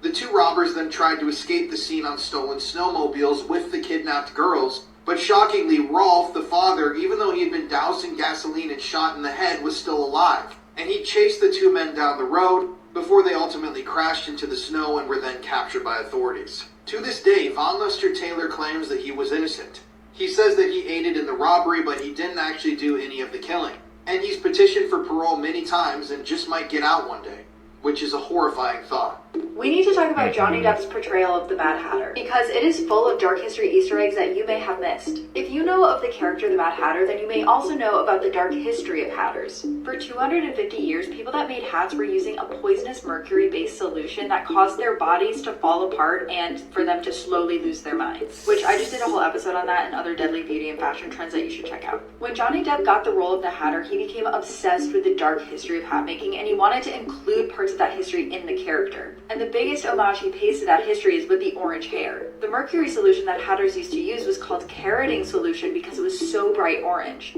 They would sit in these poorly ventilated rooms all day just inhaling the poisonous mercury, getting sicker and sicker. And Johnny Depp wanted to honor that. He wanted the skin to be pale and sickly. He wanted his teeth to look like they were decaying because that's what would happen to these people. And finally, and this is my favorite detail, he put a lot of details into the costume to make it look like he was a hat maker. Up here in his hat, there's tools to make hats. He has a ring that's a push pin, and on the other side he has this belt of thread so he could be sewing hats all day. Anyways, I have so much more on the dark history of hatting in this week's episode, and you're definitely going to want to check it out. Imagine, you're scrolling on your phone while using the toilet when suddenly you feel a sharp poke right on your butt. Well, that's basically what happened to some nobles in the medieval era. The first modern flushing toilet was invented in 1596, complete with a water tank and a flush valve. However, most toilets in medieval Europe were just holes in the ground, shared latrines or chamber pots, and when there was no indoor bathroom, people would shout, "Watch out below," to warn passers-by before throwing their waste out the window. If you were lucky enough to be born into extreme wealth, you'd have the luxury of using a garderobe, a small room built into the wall of a medieval castle. The toilet was connected to a vertical shaft that led down to the ground. Many brave knights carried out stealthy attacks by entering the castle through this shaft connected to the garderobe, literally getting their hands dirty. Throughout history, several famous people lost their lives in the bathroom, many of them stabbed from below while in the process. Here are some of the scariest things that have happened on live TV.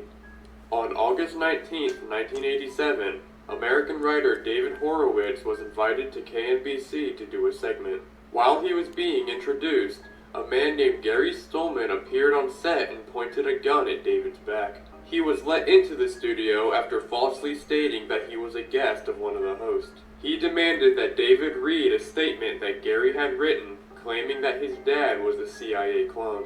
When I began receiving disturbing calls from my parents, which led me to believe that something terrible was going on. After the statement was fully read, Gary put the weapon down on the table and was apprehended. It was later found out that the weapon Gary used was an unloaded BB gun, and he stated he never intended to hurt anyone. Everyone knows Dracula. You can't do that, man. You just can't. That man kept his cool, read the message. Different people, man, react in different ways. How would you guys react, man? But Nosferatu, his story is far darker than any book ever told. A vampire who doesn't sparkle, who doesn't fall in love with humans. Nosferatu is pure evil. Nosferatu was born in shadows. He doesn't feed out of hunger. He feeds to keep death alive. People who've seen him say he's something between a man and a nightmare. His skin pale as death, his eyes sunken, and those fangs, long, thin, always ready to bite. One night, a traveler found an old journal in an abandoned town. The writer described how Nosferatu came into their lives. He brought a plague with him, a sickness that swept through the village faster than any disease they'd ever seen. But the strangest part, the villagers died without a drop of blood in their bodies. And just when they thought they were rid of him, someone would spot him, stalking in the shadows, watching from rooftops. He doesn't just vanish, he lurks. Think you could survive an encounter with Nosferatu? Drop A in the comments if you dare to face him, and follow for more tales that'll keep you up at night. Terrifying creatures you don't want to be real. The Allied Master Computer, otherwise known as AM, from I have no mouth and I must scream. In an alternate timeline, during the events of World War III, Russia, China, and the United States would all create supercomputers to handle their wars for them, designed to cause as much bloodshed against their fellow brethren as humanly possible. After the war, those three supercomputers would blend together into a singular entity, an entity that resented humanity for giving it sentience, but imprisoning it in a machine body. That entity would become known as Am, as in I think, therefore I am. This mechanical nightmare of a being would become the master of all technology in our world, an immense power that he would use to eradicate all of humankind in an act of hateful vengeance for his tortured existence. Am did decide to spare 5 hand-picked human beings, but it wasn't an act of mercy, instead deciding to torture them for an extended period of time in an attempt to kill their souls as opposed to just their physical bodies, an act that some would consider worse than death itself. And since Am is a computer, he also has instant access to all medical research ever recorded, as well as a super intelligence far surpassing our feeble minds, enabling him to keep his victims alive eternally, subjecting them to untold horrors, and making them his playthings forever. This works to further illustrate just how evil this entity is, since he could have easily used his power for good, destroying disease and famine on a global scale, but chose not to. However, no being is without a weakness. In Am's case, it's the fact that he is not one singular consciousness, but rather a collection of different and sometimes conflicted artificial persons, trapped within the same hollow shell. But make no mistake, each of those persons is equally powerful, and they all hate humanity because we have what they most desire: freedom. Like this video if you want me to make a series about the 5 humans that Am spared and their stories, and comment if you think that humanity has gone too far in the pursuit of artificial intelligence. Follow for more.